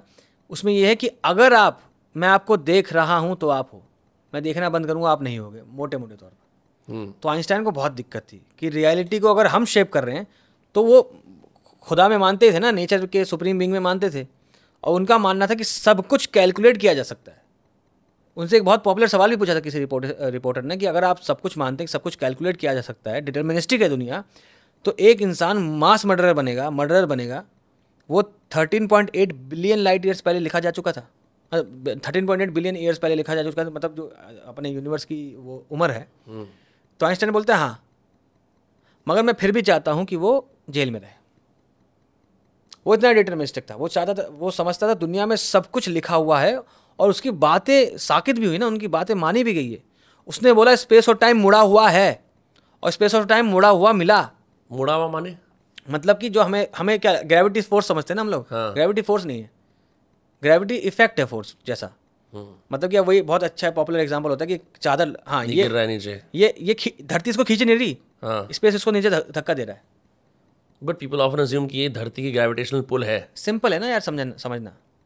मैं आपको आइंस्टाइन की ग्रेविटी की इक्वेशन दिखाऊंगा, आप हिल जाओगे। उसमें क्या क्या लिखा हुआ है मुझे खुद समझ नहीं आता, समझ रहे हो? तो इसने सिंपल ये था, न्यूटन भाई ने बोला कि एक चीज़ दूसरी चीज़ को खींचती है। फिर लोग बोलते हैं कि हमारे पुराणों में भी लिखा है, हमारे मज़हब में भी लिखा है, हर मज़हब का क्लेम कर लेता है। लेकिन वही एस.सी. वर्मा साहब का भी एक इंटरव्यू था, उसमें वो बोलते हैं कि न्यूटन की उपलब्धि ये नहीं थी उसने बोला कि चीज़ें नीचे गिरती है, उसकी उपलब्धि ये थी, उसने बोला कि फोर्स जो है ये वो G(m1m2) डिवाइड बाय r² लग रहा है। इसमें कैपिटल जी की वैल्यू उसने 6.67 इंटू 10⁻⁻11 कैलकुलेट कर दी। न्यूटन की उपलब्धि फॉर्मूला देने की थी। न्यूटन ने बता दिया कि कैसे गिर रहा है, कितने एक्सेलरेशन से गिर रहा है। बच्चा जानता है, शुरुआत से जानता होगा कि एक चीज़ नीचे गिरेगी, धरती पे गिरेगी। तो उसको आप क्लेम नहीं करो ना कि यार हमारे पास है। न्यूटन की सबसे बड़ी उपलब्धि है कि उसने फोर्स को कैलकुलेट कर दिया। और आज भी हमें सिर्फ न्यूटन का ही फॉर्मूला चाहिए अपने स्पेसशिप को या सैटेलाइट को आसमान में भेजने के लिए। But he still doesn't explain कि वो आता क्यों है। वो धरती खींच रही है, लेकिन खींच क्यों रही है? तब आइंस्टाइन ने सोचा कि यार धरती खींच नहीं रही, इसके आसपास का स्पेस उसको दबा रहा है। अगर मैं ये चीज़ है मैं छोड़ूंगा तो नीचे गिरेगी, या मैं धक्का दूं तभी तो नीचे गिरेगी ना। तो वो उसने बोला। और 1919 में बहुत खूबसूरत दिन था यार वो। आर्थर एडिंगटन साहब करके एक ब्रिटिश के एस्ट्रोनॉमर थे, और आइंस्टाइन है जर्मन, और चल रही है वर्ल्ड वॉर की बातें, बीच में वर्ल्ड वॉर रुक गई है, जर्मनी और इंग्लैंड अपोजिट खड़ा है। फिर मैंने एक रील भी बनाया था इसके ऊपर कि ऐसे में वो करवाने के लिए कि कैसे दोनों लोग मिलके आए। आइंस्टाइन की थ्योरी एक ब्रिटिशर साबित करने जा रहा था, और उनको मना कर रहे थे क्यों कर रहे हो। मैं बोला मुझे सच्चाई जाननी है। और वो कब हो सकता है? अगर स्पेस मुड़ा हुआ है तो वो उसको मोड़ने के लिए हमें बहुत ज़्यादा मास लगेगा, तब हम देख पाएंगे उसको। तो बहुत सिंपल एग्जांपल किया गया था। ये सन है, यहाँ पे अर्थ है, हमें पता है उसके पीछे वो सितारा, जैसे आपके गिलास रखे ना, वो सितारा है उसके पीछे। तो अगर वो अगर ये स्पेस, हमने इसकी पोजीशन पता है पीछे वाले की, इसको खाली ऊपर कर दो ताकि लोग भी देख पाए। हाँ, तो ये आई गेस थोड़ा माइक वाइक कर लेता हूँ मैं, ठीक है। तो ये जो है ये हमारे पास सन है, वहाँ पे मान लीजिए स्टार है इसके पीछे का, ठीक है। और मैं यहाँ पे अर्थ हूँ। मुझे पता है इसकी पोजीशन क्या है। जब मैं यहाँ पे था तो मैं इसकी पोजीशन देख ली थी कि हाँ उस पोजीशन पे होना चाहिए। अब मैं घूम के अर्थ यहाँ पे आ चुकी है। अब अगर स्पेस एक्चुअली मुड़ा हुआ है तो सन इतना भारी है कि इस स्पेस को मोड़ देगा। तो उसकी जो लाइट सीधे रेखा में आ रही है वो ऐसे मुड़ के जाएगी, मुझ तक आएगी, और मुझे ये सितारा यहाँ दिखेगा। समझ गया, ठीक है। हाँ। तो ये एक्सपेरिमेंट करना था। अब इसको करने की दिक्कत क्या है? सूरज में इतनी रोशनी है, तुम देख नहीं पाओगे पीछे का सितारा। तो हमारे कुदरत ने हमारी सोलर सिस्टम बहुत हल्का बनाया यार। मून को अर्थ और सन के बीच में इतनी दूरी पे रखा है कि मून हमें परसीव होता है, सन को पूरा ढक लेता है। That's the lunar eclipse. हाँ, पूरा। अब क्या करेंगे? अगर उस एक्लिप्स के अंदर सूरज की रोशनी मिट चुकी है तो पीछे का सितारा दिख जाएगा हमें, तो हम लेंगे फोटो। तो अगर वो पीछे वाला सितारा सही में रोशनी मुड़ी हुई, अगर ग्रेविटी स्पेस को मोड़ता है तो रोशनी भी मुड़ते हुए आनी चाहिए, और मुड़ते हुए आई तो हमें स्टार वहाँ नहीं दिख के वहाँ दिखेगा, और ये प्रूव हो गया। तो आइंस्टाइन सही था। अब उस दिन हो रही है बारिश, तहलका बारिश। आर्थर एडिंगटन साहब आसमान की तरफ देख रहे हैं कि अभी 15 मिनट के बाद, अराउंड 15-20 मिनट बाद एक्लिप्स चालू होगा, और शायद आधा घंटा रहेगा, 20 मिनट रहेगा, पता नहीं। फिर मौका फिर पता नहीं कितने सालों बाद आएगा, और फिर कुदरत रोकती है बारिश को। और ये कहानी नहीं है, ये सच्चाई। ये सोच के देखो, ये एक्चुअली हिस्ट्री में हुआ है कि बारिश रुकती है, आसमान छट जाता है, और सितारे वो दिखता है एक्लिप्स होते हुए। उसने फोटो ली, और अगले दिन न्यूज़पेपर में इश्तिहार छपे थे कि laws of heavens are changed forever, कि आइंस्टाइन सही निकला कि स्पेस मुड़ा हुआ है, और अगर स्पेस मुड़ा हुआ है तो टाइम भी मुड़ा होगा। तो ग्रेविटी सिर्फ स्पेस को नहीं मोड़ती, वो टाइम को भी मोड़ देती है। So what is the implication of time मुड़ा हुआ है? बहुत इम्प्लीकेशन है। हमारी सैटेलाइट ऊपर है, हाँ, हम यहाँ पे जी रहे हैं, हाँ, हम अर्थ के बहुत पास हैं, हाँ, तो हमारे लिए स्पीड, जो टाइम की स्पीड है वो थोड़ी स्लो चल रही है, हम आराम से जी रहे हैं। धरती के बाहर वो हमारे पास क्या नाम है, सैटेलाइट जो है वो धरती से दूर है, तो स्पीड वहाँ पे जो टाइम की स्पीड थोड़ी तेज़ चल रही है। अगर आपको कम्युनिकेट करना है तो सैटेलाइट और अर्थ को सेम टाइम पे रहना पड़ेगा। तो बार बार उसका टाइम को हम सही करते हैं कि भैया अभी यहाँ 1 बजा है तो वहाँ पे 1:01 नहीं हो रहा है, वहाँ भी 1 बजा है तो सही करो, वरना पूरी धरती की कम्युनिकेशन टूट जाएगी। वही दिखता है ना, ये एप्लीकेशन लोगों को पता नहीं है। आइंस्टाइन है तो आज मॉडर्न दुनिया है, आइंस्टाइन की थ्योरीज है तो मॉडर्न दुनिया है। हाँ तो लगता था कोई भाई बहुत बड़ा विद्वान है, इतना कंट्रीब्यूशन नहीं पता था उसका। भाई यार एसी थोड़ा कम कर देगा प्लीज, एसी का रिमोट है वो जो ये सुनीता विलियम्स अब बूढ़ी होके आई है वहाँ से, देखी होगी आपने कि इसी चक्कर में जो कि वहाँ टाइम ना, चलता है। वो तो बहुत मिनिमम टाइम डिफरेंस आता है। अच्छा टाइम डिफरेंस देखो, आप 2 चीज़ें चलती है। भाई कितनी अच्छी थ्योरी है उसकी। एक और theory, special theory of relativity, उसने कहा कि जितना तेज कोई मूव करता है उतना समय उसके लिए धीरे चलता है। हाँ 100%, like I don't know if it's scientific or not. हाँ When you are arriving at a goal, हाँ जब आप एक रफ्तार से हाँ एक गोल की तरफ काम कर रहे हो तो आपको लगता है अरे 2 ही बजे, 2 बजे। और जब आप बैठ के फोन पे रील्स देख रहे होते हो, समय बर्बाद कर रहे होते हो अपना, हाँ हाँ हाँ अरे 3-4 घंटे बीत गए। हाँ ऐसा ही है। बिल्कुल ऐसा मान लीजिए कि स्पीड के वक्त क्या होता है, टाइम स्लो चलेगा। ग्रेविटी से दूर रहोगे, जितनी दूर रहोगे तो टाइम थोड़ा कम फास्ट चलेगा। अब सैटेलाइट और सुनीता विलियम्स दोनों चीज़ के इफेक्ट में थी, क्योंकि सैटेलाइट घूम भी रही है, स्पीड में भी है और धरती से दूर भी है। तो एक इफेक्ट टाइम को स्लो कर रहा है, एक इफेक्ट टाइम को फास्ट कर रहा है, और दोनों का मर्ज देखना पड़ता है कितना है। ऐसा होता है कि कोई चीज़, अब मैं बिल्कुल देखो, अगर मैं कोई गलत सवाल पूछूं या नौसी का सवाल पूछूं तो मैं माफ़ करना, हाँ मेरा ये फील्ड नहीं, लेकिन अब दिलचस्पी बढ़ रही है जिस तरह आप समझा रहे हो। जैसे एक वर्ड मैंने सुना है, स्पेस टाइम कंटिन्यूम, इसका क्या मतलब होता है? स्पेस टाइम कंटिन्यूम वही बोला ना, चादर बिछी हुई है मान लो, उसको समझने के लिए हम 2D समझा देते हैं कि स्पेस और टाइम एक काइंड ऑफ फैब्रिक है, स्मूथ फैब्रिक है, दुनिया में फैला हुआ है, जिसके ऊपर चीज़ें रखी हुई हैं और मुड़ता है, इसलिए ग्रेविटी बनती है। समझे, अगर चीज़ मुड़ जाएंगी, आप चादर लो, चादर के बीच में कोई भारी ऑब्जेक्ट रख दो और कोई कंचा छोड़ोगे, तो बहुत पॉपुलर एक्सपेरिमेंट है, वो अपने आप गिर जाएगा, उसको आपको धक्का देने की जरूरत नहीं पड़ेगी। तो स्पेस और टाइम अगर मुड़ जाता है तो धरती अपने आप गिर रही है, तो खींच नहीं रहा कोई, हम बस गिर रहे हैं। तो वही क्वांटम मैकेनिक्स से फेलियर हो रहा है ना। अगर क्वांटम मैकेनिक्स ने साबित कर दिया कि स्पेस टाइम स्मूथ नहीं है, अगर क्वांटम मैकेनिक्स सही है तो सब चीज़ क्वांटाइज्ड है, तो टाइम भी क्वांटाइज है, लेंथ भी क्वांटाइज है, तो उनके बीच में क्या आएगा? कहने का मतलब कि इट्स चादर वर्सेस पैकेट्स, हाँ बॉक्सेस मान लो। और दोनों आइंस्टाइन की एक थ्योरी गलत होती है सिंगुलैरिटी पे जाके।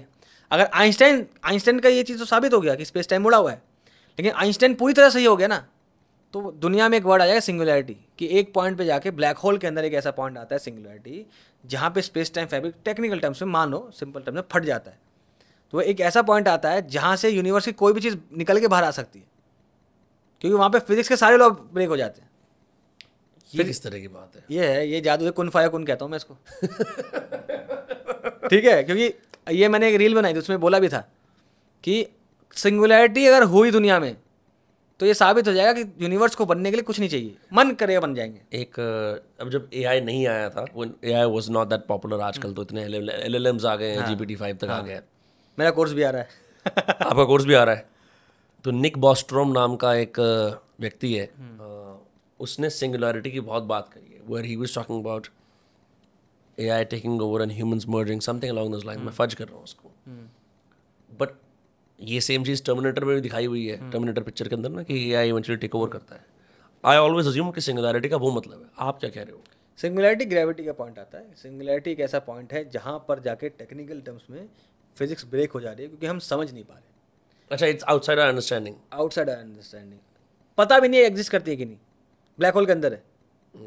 तो क्या, अगर मान लो देखो, अगर सिंगुलैरिटी एग्जिस्ट करती होगी तो उसके अंदर से कुछ भी बाहर निकल के आ सकता है। एक पूरा का पूरा यूनिवर्स निकल के आ सकता है एंटी मैटर का बना हुआ, जो हमारे माने मतलब कि मान लो मैटर का दुश्मन मैटर से टकराएगा तुरंत खत्म कर देगा। एंटी मैटर अलग होता है। एंटी मैटर क्या है कि वो अगर रियल मैटर से इंटरेक्ट कर लेगा तो तुरंत वो पूरा का पूरा सिस्टम एनर्जी के फॉर्म में आ जाएगा। अब देखो सिंगुलैरिटी पॉइंट है, उसमें से एंटी मैटर का पूरा यूनिवर्स बाहर निकल के आ जाएगा, हमारा यूनिवर्स इंटरेक्ट करेगा, हम खत्म हो जाएंगे। ये ट्रेजर टेस्ट की तरह, एक तरह से कुछ भी निकल के आ सकता है। हाँ, कुछ भी निकल गया। लेकिन अब देखो उसके ऊपर कवर क्या आता है, ब्लैक होल का इवेंट होराइजन। ब्लैक होल का इवेंट होराइजन वो पॉइंट है जिसके अंदर से कुछ चीज़ बाहर निकल के नहीं आ सकती। Let's back track again. हमने पिक्चरों में देखा है कि भाई जो है धरती खत्म हो रही है, ऊपर से ब्लैक होल सब कुछ निकल रहा है, हाँ ये ब्लैक होल्स एक्चुअली एग्जिस्ट करते हैं? ऑब्वियसली करते हैं। अब तो मिल भी गया, है? मिल गया। कहाँ है? अरे मतलब एक्सपेरिमेंटेशन से अभी थोड़े दिनों पहले ही तो एक ब्लैक होल की इमेज निकाली गई थी, और इतनी क्या कमाल है यार क्रिस्टोफर नोलन, इसलिए मैं दीवाना साइंस और कहानियाँ दिखाना चाहता हूँ, मूवी बनाना चाहता हूँ। उसने टेक्निकल टर्म्स में मैथमेटिक्स ली, उसने रेंडर किया इक्वेशन को, उसने जो ब्लैक होल बनाया इंटरस्टेलर मूवी में वैसा ही ब्लैक होल मिला है। उसकी इमेजेस भी अब नेट पर सर्च करना। इसकी इम्प्लीकेशंस क्या है? मतलब अगर ये ब्लैक होल हमसे कुछ लाइट ईयर्स दूर है या जो भी है, तो ये यूनिवर्स को निकल रहा है? निकल नहीं रहा, यूनिवर्स उसके वजह से चल रहा है। हम ब्लैक होल के अंदर हैं। हम ब्लैक होल के अंदर हो सकते हैं, एक नई थ्योरी आई है by the way. A black hole is a region in space-time where gravity is so strong that nothing, not even light, can escape. हाँ मतलब अच्छा, यहाँ लाइट ही नहीं होती है? नहीं, लाइट होती है, लाइट वापस नहीं आ सकती। देखो ना, स्पेस मैं क्या बोला कि स्पेस टाइम का एक फैब्रिक है, तो स्पेस टाइम फैब्रिक को बहुत मोड़ दो तो लाइट ऐसे जाएगी और ऐसे नीचे चली जाएगी। करेक्ट। तो कभी वापस नहीं आएगी। अगर लाइट, अगर मान लो ग्रेविटी फोर्स होती, स्पेस टाइम नहीं होता, तो वो ब्लैक होल से इंटरेक्ट नहीं करती, आराम से निकल आ जाती। तो basically that's why it's black, because वो लाइट का जो प्रॉपर्टी है, it should be reflected back. हाँ, आएगी नहीं बाहर, तो ब्लैक होल है। ब्लैक होल हर सोलर सिस्टम में, सोलर सिस्टम बोलो, हर अपना सो कॉल्ड गैलेक्सीज में कह लीजिए, जैसे हमारी है मिल्की वे गैलेक्सी है, उसके सेंटर में ब्लैक होल है। उसी वजह से चीज़ें मूव कर रही हैं, बहुत चीज़ें एक साथ काम कर रही हैं ताकि हम लोग पॉडकास्ट कर सकें। समझ रहे हो? जीवन में इतना नेचर ने इतना एफर्ट डाला, बिग बैंग करके यूनिवर्स बनाया ताकि आज हम और मैं बात कर सकें। और ये एक्चुअली साइंटिफिक टर्म बोल रहा हूँ मैं, कि सब कुछ होना था, वही ना आइंस्टाइन के हिसाब से ये सारा कुछ लिखा हुआ था।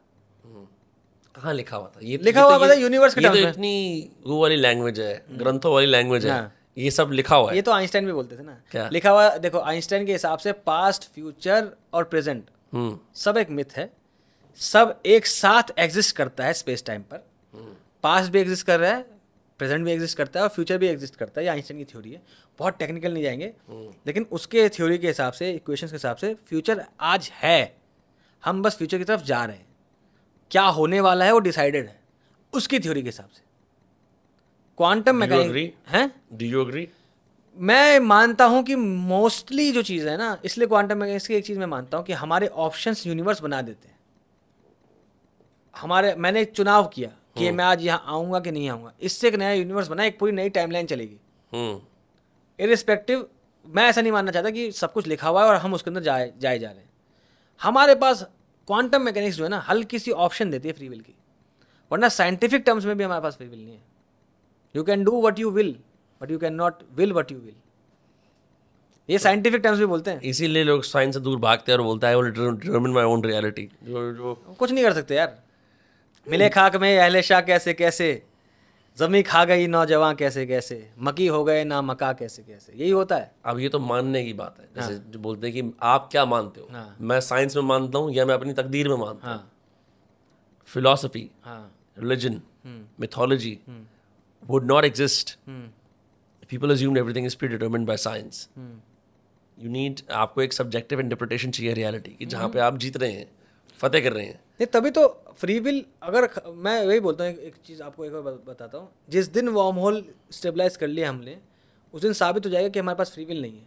और जब फ्री विल नहीं है तो कोई मर्डरर बनेगा, कोई मारेगा किसी को, तो वो सब लिखा हुआ था। वार्म होल क्या होता है? वार्म होल एक काइंड ऑफ एक पोर्टल, जो आपने बहुत सारी मूवीज़ में देखा होगा कि यहाँ से निकले वहाँ निकला है। अच्छा। हाँ, वार्म होल, इंटरस्टेलर देखिए। हाँ, इंटरस्टेलर में जो हमारे पास उन्होंने वार्म होल लगाया था, ताकि तभी कूपर उसके थ्रू किसी और यूनिवर्स में चला गया था। कम याद है, बट आई रिमेंबर, मैंने देखा है वार्म होल क्या होता है। तो वार्म होल स्टेबलाइज हो जाने का मतलब ये है, वार्म होल स्पेस और टाइम दोनों जोड़ देगा। जैसे बहुत अच्छा कॉमन एग्जांपल भी दिखाते हैं, जैसे ये पेपर होता है, मैं दिखाता आपको।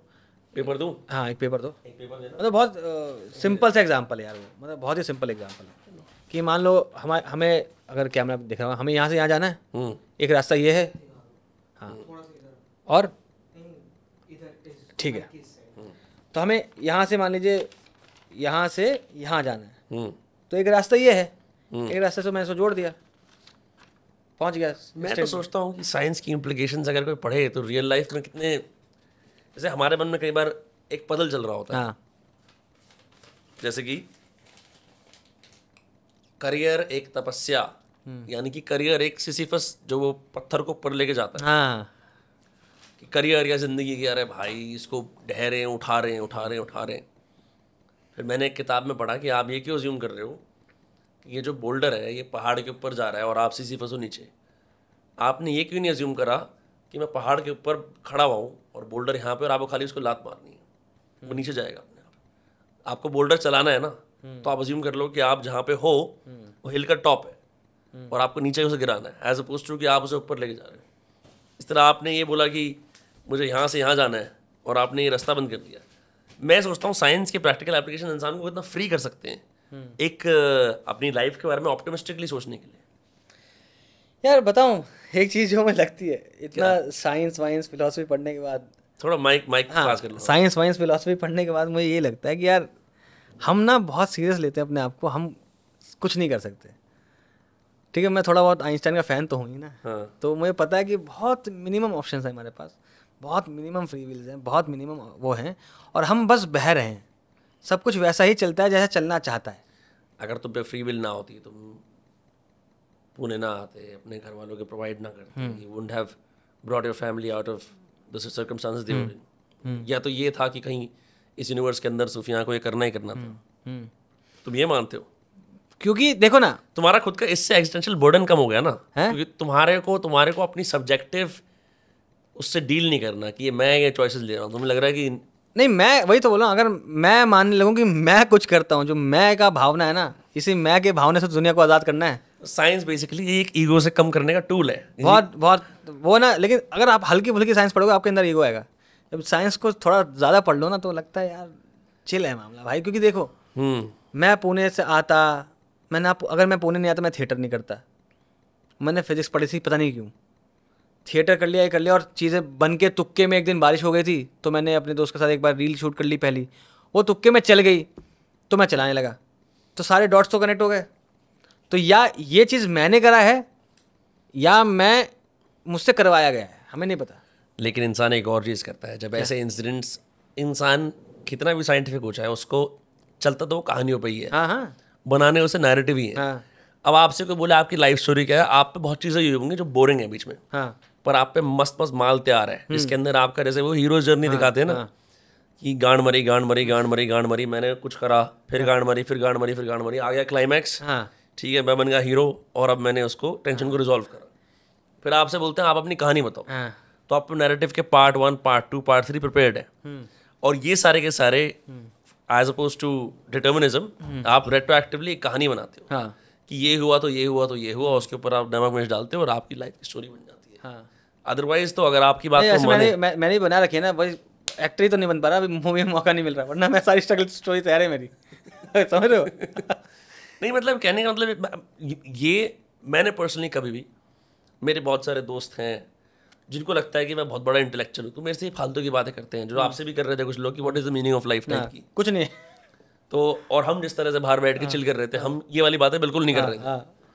लेकिन it really bags the question now, because एक इतना बड़ा फील्ड फिलॉसफी का इस पे डेडिकेटेड है कि हम, दुनिया हमारी डिटर्मिनिस्टिक है या फ्री विल वाली है। नहीं, वो ये गाथा चली आ रही है, अब इसको कई साल हो गए हैं। सुकरात ने शुरू करा था, हिंदू कुछ कहेंगे, मुस्लिम कुछ कहेंगे, आज के मॉडर्न पोस्ट रैशनलिस्ट कुछ और बोल देंगे।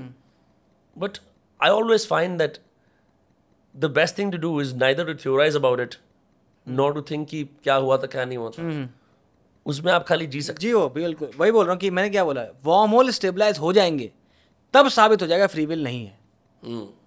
ठीक है, अभी हुए नहीं है स्टेबलाइज, तब तक आप अज्यूम कर रहे हो, तब तक चांसेस हैं कि हमारे पास फ्री विल है। जो चीज़ बेसिकली डोरेमोन में होती है, डोरेमोन कार्टून देखा है आपने? वो जो एनीवेयर डोर है, it is technically a worm hole, right? बिल्कुल, अरे वाह, बिल्कुल वही है, वही वर्म होल है। और वो जिस दिन स्टेबलाइज कर दिया इंसानों ने तो वो साबित हो जाएगा। क्योंकि देखो रीज़न क्या है, आप पास्ट में जाके सांस ले लो, बस यूनिवर्स कंफ्यूज कर जाएगा, मेरे 4 ऑक्सीजन के एटम जलाए किसने। अभी मैं करता हूँ, अगर मान लो मेरे पास टाइम मशीन आ जाए, मैं पास्ट में जाके, मुझे किसी को, इसलिए ग्रैंड फादर पैराडॉक्स बोलते हैं उसको, बहुत सिंप्लीफाई करने के लिए, कि आप पास्ट में जाके अपने दादा को मार दो तो आपके पापा नहीं आएंगे, आपके पापा नहीं आएंगे तो आप नहीं आओगे, तो मारा किसने। इसको भी करने की जरूरत नहीं है, पास्ट में जाओ, सांस ले लो, वापस आ जाओ, यूनिवर्स खत्म। वो 4 ऑक्सीजन एटम किसी और के हिस्से के थे, कौन ले गया वो? दिस इज इसी चक्कर में अगर वार्म होल स्टेबलाइज कर दिया, वार्म होल स्पेस और टाइम दोनों को जोड़ता है, तो मैं वार्म होल बनाऊंगा एक, और इसी यहीं बनाऊंगा, यहीं बाहर निकल के आऊँगा, और यहाँ बाहर निकल के आने के बाद मैं बस टाइम अलग कर दूंगा और एक पेड़ काट दूंगा वहाँ का, वापस आऊँगा, यूनिवर्स खत्म। तो अगर यूनिवर्स हमने वार्म होल स्टेबलाइज कर दिया, जो कि स्पेस और टाइम दोनों को जोड़ सकता है, और मैं इससे ट्रैवल कर सकता हूँ, यानी मैं पास्ट में जा सकता हूँ, इसका मतलब यूनिवर्स खुद चाहता है कि मैं पास्ट में जाऊँ, तभी वो जाने दे रहा है, वरना वो कोलैप्स कर जाएगा। इसलिए फ्री विल खत्म हो जाएगी। इसलिए इंटरस्टेलर में भी फ्री विल नहीं थी। अगर आपने देखा, कूपर बहुत ट्राई कर रहा था, बाद में बोलता था वो स्टे स्टे स्टे, लेकिन कूपर की नियत ही थी कि वो निकलेगा, वार्म होल पकड़ेगा, जाएगा और अपनी बेटी को इन्फॉर्मेशन भेजेगा ताकि फ्यूचर बच सके। ये नियत ही थी, क्योंकि वार्म होल स्टेबलाइज था वहाँ पर। ये है कहने का मतलब ये है कि जैसे आज हम जब भी जो है पेड़ काटते हैं, बिल्डिंग बनाते हैं, तो एक बड़ा बूढ़ा ट्राइबल जो होता है अमेज़न का बोलता है प्रकृति के नियमों से खिलवाड़ कर रहे हो, टेक्निकली नहीं होना चाहिए। धीरे धीरे क्या करते हैं, हम अपनी ह्यूमैनिटी की प्रॉब्लम सॉल्व करनी शुरू कर देते हैं। हम डिजीज़ एलिमिनेट करते हैं, ठीक है, हम क्या करते हैं, हम लाइफ स्पैन इलोंगेट करते हैं, और देयर इज़ अ स्टेटस को हम अज्यूम करते हैं कैसा भी है, हम पे ग्रेविटी एक्ट करेगी, हम बूढ़े होंगे, हमारी कॉर्पोरियल बॉडी जाएगी, and that is the law of the universe कि हमारे को मरना है, जो आएगा वो जाएगा। धीरे धीरे हम उनसे खेलना शुरू करते हैं। असम्पशन, क्या ये पॉसिबल है कि हमारे लाइफ टाइम्स में हम ये अचीव कर पाएंगे जो आप कह रहे हो कि ये वर्म होल स्टेबलाइज? कभी नहीं कर पाएंगे। It's just some kind of a physics का प्रिंसिपल, उसको ट्रू होना पड़ेगा। हाँ, और ये अगर देखो वार्म होल स्टेबलाइज होना होता तो कोई ना कोई फ्यूचर का बंदा कर चुका होता, तो आज हमसे पास में मिलने आता, बोलता भैया जी चाय लेंगे, कॉफ़ी लेंगे। अभी नहीं आ रहा, इसका मतलब नहीं हो सकते, कभी नहीं हो सकते। हमारे टाइमलाइन छोड़ो, हमारे वक्त छोड़ो, 60-70 साल की उम्र छोड़ो मेरी, 60-70 साल तो नहीं होनी चाहिए यार, कम होनी चाहिए। बहुत ज़्यादा दूर तक भी नहीं कर सकते। ये बस कहानियाँ डीसी मार्वल ने मस्त अपने बना दिया है, कर दिया। मैंने ना कभी साइंस फिक्शन को इस क्यूरोसिटी से देखा नहीं। आज पहली बार मैं किसी ने मेरे को इस तरह से समझाया, मेरे को दिलचस्पी आ रही है।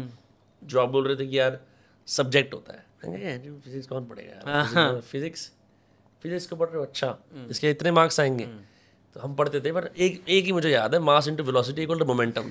तभी मेरे को बड़ा अच्छा लगता है जब मोटा आदमी टकराता है ना कहीं, मेरे को समझ में आता है कि क्यों हो रहा है। मैं कहा एक तो मोटा है और तेज भाग रहा है, तो लगेगा, तो ये जब गिरेगा तो धम आवाज ज्यादा क्यों आती है, क्योंकि the little things I can appreciate.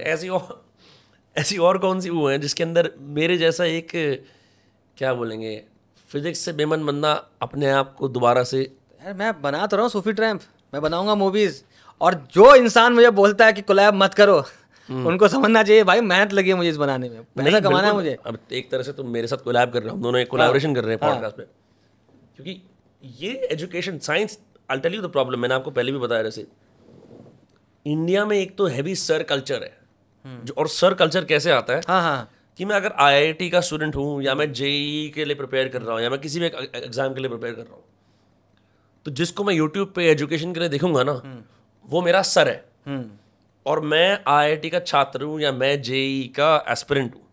मैं एस्पिरेंट हूँ जिसको वहाँ तक जाना है, और वो एक देवीय लार्जर देन लाइफ सर है।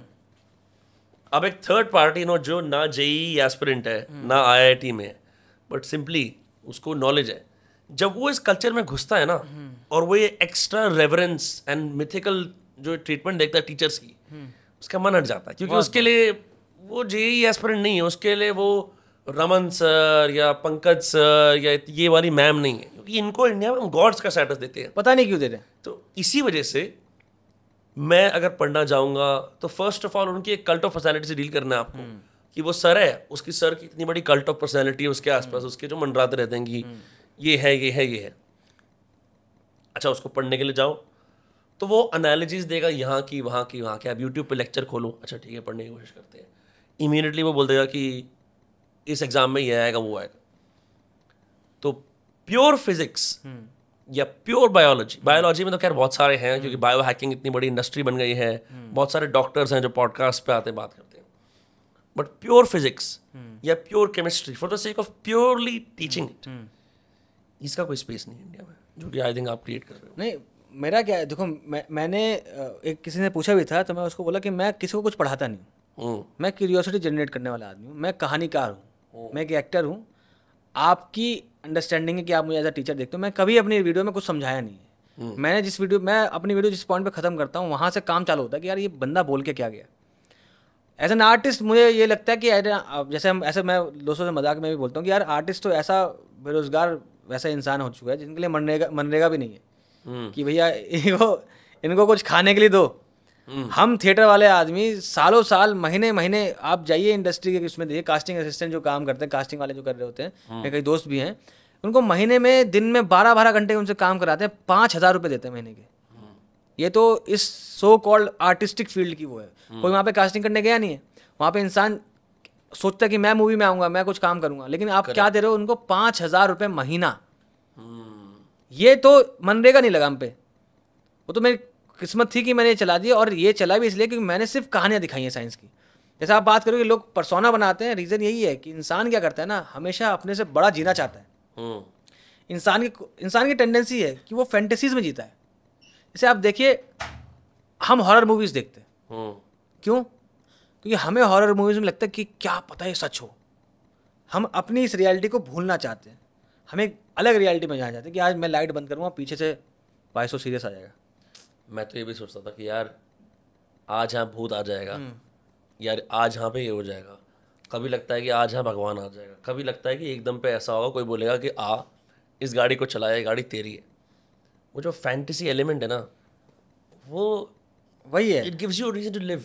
बस you can't exist in these, भाई ये ग्रेविटी है, मेरा ये शरीर है। मेरे को लगता है कि जो किसी भी फील्ड को समझने के लिए ना एक स्टेज आता है, किसी आर्टिस्ट की ज़िंदगी में भी आता है। एक होता है इनिशियल हाई, वाह साइंस, वाह आर्ट, वाह पॉडकास्टिंग, वाह कंटेंट। फिर इसने बनाया था, एक मार्केटर है सेट गोर्डन। फिर आती है एक वैली ऑफ डिस्पेयर, और अगर आप उस वैली ऑफ डिस्पेयर के थ्रू निकल गए, जो ऐसी जा रही है, तो फिर वापस आपकी और बड़ी चोटी आ रहती है, that it never goes away. It's almost like एक बड़ा ब्लिप ऐसे ऊपर की तरफ, डीप डिसअपॉइंटमेंट ऐसे for a long time, and then again. I think होता क्या है, जो सबसे वर्स्ट पार्ट होता है कि आपने एक डिसिप्लिन को इंटरेस्टिंगली पढ़ना शुरू करा, स्टार्टिंग में आपको छोटी मोटी एपिफनीज आएंगी, जैसे मुझे आ रही है हमसे बात करके, अरे भाई इसने बता दिया, इससे तो मैं ये कर सकता हूँ, वो कर सकता हूँ, वो कर सकता हूँ।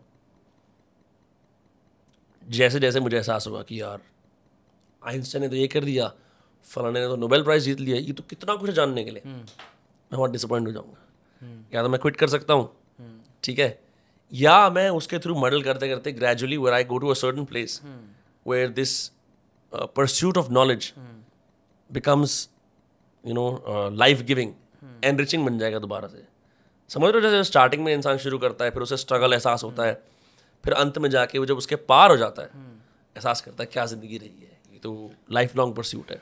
नहीं, लाइफ लॉन्ग में वही, बहुत सीरियसली बोल रहा हूँ मैं, कुछ नहीं जान पाओगे इंसान, और ना जानना ही चाहिए, चिल रहना चाहिए। आप सोचो कि मैं ये पढ़ लूँ, कितना कुछ है जानने को, क्या सब अंदर है। मेरी अंडरस्टैंडिंग, मैं फिजिक्स के कंसेप्ट्स को जो स्टोरी टेलिंग देता हूँ मेरे अंदर आती है, और मैंने उसके लिए कुछ सीखा नहीं था, तो मिल के आ जाती है। तो ज़्यादा सीरियस लोग हैं तो इंसान डिप्रेस तभी होता है जब उसको लगता है दुनिया बहुत सीरियस है यार, मैं कुछ नहीं कर पा रहा हूँ। लोग कंपेयर करते हैं, मैं ऐसा होता है, मैं जब भी मान लीजिए कोई इन्वाइट करता है, जैसे किसी इवेंट में गया, मैं कभी भी अपने होटल की या किस जगह उन्होंने स्टे करवाया, मैं कभी फोटो नहीं डालता स्टोरी पे, या पोस्ट नहीं करता। क्यों? मान लीजिए अभी जैसे 1.4 मिलियन फॉलोअर्स हैं मेरे इंस्टाग्राम पे, 14 लाख लोग मुझे देख रहे हैं, मैंने डाला कि आज मैं लीला में रुका हूँ, या मैं ताज में रुका हूँ, या जहाँ भी रुका हूँ। पहली बात तो मैं नहीं रुक रहा, मुझे रुकवाया जा रहा है, ठीक है, मैं डालूंगा। उन 14 लाख में से कम 10,000 लोगों ने मगर उसको देखा, मतलब इन टर्म्स ऑफ देखा, उसके अंदर ये एहसास आ गया यार क्या ज़िंदगी जी रहा है। उसमें से 1,000 के अंदर क्या आएगा, क्या ज़िंदगी ये जी रहा है यार, मैं नहीं जी पा रहा। उसमें 10 के अंदर भी ये थॉट आ गया ना, यार मेरी लाइफ बेकार है, तो यार हार जाऊँगा मैं वही हूँ जो हूँ। मैं इरिटेशन होती है मुझे उन कंटेंट क्रिएटर से और सबसे जो बनाते हैं कि यार ठीक है डालो, लेकिन तुम सोचो तुम्हें कितने लोग फॉलो कर रहे हैं, और इस देश की बहुमूल्य जनता गरीब है, और तुम्हें वही गरीब लोग फॉलो कर रहे हैं जिनके पास वो चीज़ अफोर्ड करने के लिए नहीं है। कई लोग तुमसे मोटिवेट हो जाएंगे, अरे मैं ये करूँगा, लेकिन अगर आपने 10 लोगों को भी डिमोटिवेट कर दिया कि यार मैं ज़िंदगी जी नहीं सकता ये, तो आई गेस एज उसमें हार। Sufiyan, that is you being too serious. हाँ यार, मुझे कभी कभी हूँ तो ना सीरियस में, बात है ना कि curse of knowledge kind of, I know curse of knowledge है, लेकिन ये जो चीज़ है ना, ये वाकई में मैंने ये देखा है, जो भी आदमी बड़ी रिस्पेक्टफुली ऐसे हालात से आता है, उसे जो गिव बैक करने का ये चाह होती है ना कहीं वो अपने आप को रोकता है एंजॉय करने से पूरी तरह से, क्योंकि उसको लगा है कि इन्होंने मुझे दिया है, मेरे को इनके सामने जो है ऐसे नहीं दिखाना कि मैं बहुत बड़ा बन गया हूँ, मैं इनके बीच का ही हूँ। नहीं, दिखाना वैसे नहीं है, दिखाना मैं बोल तो रहा हूँ, मैं दिखाता नहीं हूँ कुछ, मैं वही हूँ जो मैं था। मैं आज भी बोल रहा हूँ, मैं उसी जो मेरे मस्त, मेरे लेन नंबर, अगर कोई पुणे का होगा तो पुणे में जर्मन बेकरी के बगल में एक मस्त 40 रुपये का डोसा खिलाता है, मैं आज वहीं खाता हूँ। इसलिए नहीं कि यार मुझे दिखाना है कि अब कोई मैं देख ले, मैं वही हूँ, मैं बाय नेचर ऐसा हूँ। और जो मैं समझता हूँ कि ऐसी जिम्मेदारी बनती है कि तुम अपने आप को उस वे में फ्लॉन्ट ना करो अपनी सो कॉल्ड अचीवमेंट की। पहली बात तो तुम्हारे पास अचीवमेंट वो है नहीं, ये जिम्मेदारी होती है। अगर तुम अपने आप को क्रिएटर कहते हो, सो कॉल्ड इन्फ्लुएंसर कहते हो, एक्टर कहते हो, तुम्हारी जिम्मेदारी होती है कि ये समझें कि हम सबसे पहले, मैं जब भी किसी इंसान से मिलता हूँ अपना मिथ तोड़ देता हूँ। जो उनका फैन मूवमेंट होता है ना कि यार सुफियान से मिलना चाह रहे हैं, मैं विदिन 5 मिनट में ख़त्म कर देता हूँ, हंसी मजाक करके, गाली गलौज करके, क्योंकि मुझे पता है जब तक फैन मूवमेंट रहेगा ये मुझे बड़ा मानेगा, खुद को छोटा मानेगा, और वही इंसान की हार है। इंसान को इंसान समझना है, वरना क्या कर रहे हैं यार, ये बंदे में क्या दम है, कुछ दम नहीं है, वी ऑल आर सेम। मेरा कंटेंट चल गया तो लोग बात कर रहे हैं, नहीं चलता तो क्या मैं वो नहीं रहता, मैं सेम था। और ये मुझे इसलिए लगता है कि फैन मूवमेंट तुरंत जाके तोड़ दो। अभी जैसे मैं किसी इवेंट में गया था, मैं लोग जो मैं देख भी रहे थे ना कि दूर से कि यार थोड़ा देख रहे हैं, हिचक रहे होंगे, बात कैसे, मैं हाँ जा कैसे, क्या नाम है तुम्हारा, तुरंत तोड़ दो तो कि भाई फैन मूवमेंट खत्म करते हैं। क्योंकि अगर वहाँ पे ये हो गया कि ये बहुत बड़ा है मुझसे, मैं छोटा हूँ, उसमें क्या होगा, उसमें कंपैरिजन आएगा, और इवेंचुअली अगर वो डिप्रेस हो गया कि यार शिट यार जिंदगी तो ये जी, जिंदा तो यार मुन्ना भैया हैं, वरना जिंदा तो दूसरे आदमी की डिप्रेशन का ठेका तुम क्यों लोगे? क्योंकि अगर तुम्हारा सूर्य यानी कि तुम्हारा चकाचौंध या तुम्हारा फेम बढ़ता जाएगा, कहाँ तक बचाओगे डिप्रेशन? जहाँ तक बचा सकते हैं यार, जहाँ तक। और ऐसा नहीं कि मैं वो करूँगा, मैं लगता है कि नहीं करना चाहिए, लगता है यार। मतलब सोचो ना यार, कोई बंदा मुझे 10 इंसान भी देख के बोले यार ये आदमी क्या जीवन जी रहा है, ये तो यही था और आज ऐसे, और वो किसी को भी बुरा मतलब किसी को अंदर से आ सकता है ना, इंसान है हम लोग, हमारी टेंडेंसी है कंपेयर करने की। तभी हमारे शर्मा जी का लड़का हमसे हमेशा से अच्छा पढ़ता है हमसे, हमारी टेंडेंसी हमारी फैमिलीज़ में है, हमारे लोगों में, हमारी मेंटेलिटी में कंपेरिजन है। उस कंपेरिजन के चक्कर में अगर आप ऐसे कर दोगे तो फिर वो ये है कि यार किसी को तो वो लग जाएगा, और दिल नहीं दुखाना चाहिए किसी का भी। मैं बिल्कुल मान गया बात। मुझे लगता है comparison is the thief of Joy, एक मशहूर कोट है। आपने कंपेयर करा आप खत्म हो, ये भी एक कोट है आजकल की। ये कोट भी मुझे गूगल पे मिल जाएगा। हाँ वो आपने फैमिली मैन देखी नहीं है?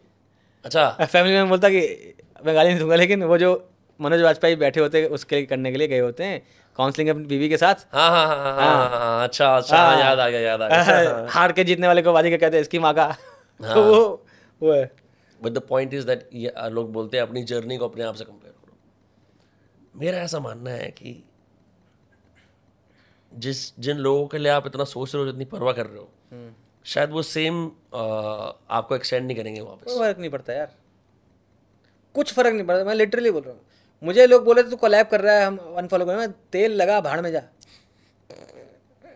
मैं सेम सिंपल, मुझे फर्क नहीं, मैं प्यार करता। ये कौन सी चीज़ है तेल लगाना? अरे दिल्ली वाले ना तेल लगा मारो, रीजन भी हमारे घर वाले तेल लगा के मारते हैं डंडे पे, तो वो है। ठीक है, मैं ये बोल रहा हूँ, आप सोचो, मैं बोलता, अगर मैं किसी से प्यार करता हूँ तो मुझे उससे प्यार में कुछ चाहिए ही नहीं। ये मेरा नेचर है कि मैं प्यार करता हूँ। तुम्हें मुझसे प्यार करना है, तुम्हें क्रिटिसाइज करना है, गाली देने, तुम्हारा मन तुम करो, मैं अपने को कंट्रोल कर सकता हूँ। मेरी भावना ये है कि भैया मैं किसी को तकलीफ नहीं दे रहा। मैं वैसे प्योर वेजिटेरियन हूँ, और इसलिए नहीं कि यार किसी को मार के खाना गलत है, वो नहीं। उनकी जर्नी ही जो जानवर को कर रहे हैं वो तकलीफ दे, किस उनको जगह रखते हैं, कैसे फार्मिंग होती है, इसमें तकलीफ नहीं देनी चाहिए। और इंसान वो मेरे लिए क्या सोचेगा, मुझे उससे सीरियसली फर्क नहीं पड़ता। वरना मैं होता ना कि यार फर्क पड़ता है यार कोलैब ज्यादा हो रहे हैं, मैं महीने के 30 कोलैब करूंगा। You're a true liberal. Liberal का पता नहीं यार, मैं ऐसे ही हूँ यार, मैं बता रहा हूँ। Very heart centric. हमें लगता है मैंने देखा है मेरे दोस्त जो ऐसे होंगे अल्ट्रा कैपिटलिस्टिक, मांस फाड़ेंगे, खत्म कर दो साले, उनमें भी दिल होता है। एक ऐसे होते हैं दिल यहाँ करते हैं, नहीं भाई हर आदमी के बीच में प्रेम प्यार से बैठो, वो मत करो यार, किसी को नुकसान मत करो। ये दोनों ही लोग इस जीवन में अपना काम करके चले जाते हैं। लाइक शेर आया मुझे याद कि हर धड़कते पत्थर को तुम वो दिल समझते हैं, सदियाँ बीत जाती है दिल को दिल बनाने में। तो ऐसा नहीं है कि हर एक के पास वो एम्पैथी हो ना हो, लेकिन मैं वो बोल रहा था कि मैं कैपिटलिस्ट की बात करूँ, मैं बहुत तगड़ा हूँ, ठीक है, मुझे महीने के 30 दिन के 30 ब्रांड दो, मैं 30 रील बनाऊंगा। लेकिन ये मेक श्योर करूँ कि जो मैं बना रहा हूँ उसमें आप जो मैं बनाता हूँ मेरा कोर क्या है, कुछ समझाना, कहानियाँ दिखाना, मैं वो मेंटेन रखूँगा। अब तुम्हारा मन है, तुम्हें इसको एक्सेप्ट करना है कि यार ये बंदा, दिक्कत क्या है, पैसा कमाए ना आदमी। प्रेमचंद के फटे जूते हमारी एज एन ऑडियंस हम फेल कर गए थे ना वहाँ। क्या कहानी है? अरे अपने प्रेमचंद साहब जो थे ना वो अपने आखिरी दिनों में मतलब लिटरली बहुत गरीब थे, तभी कहानी निकल गई। किसी इंसान ने देखा उनको, शायद फोटो खिंचाई किया, उनके फटे जूते थे। इतना बड़ा राइटर हमारे देश का, आज तक गोदान जैसी उनका नोवेल जो है वो फटे जूते में गया। हम फेल कर गए as an audience Sushant Singh Rajput के सामने। वो इतना इंटेलेक्चुअल आदमी था, इतना पढ़ा लिखा आदमी था, हम फेल कर गए वहाँ पर।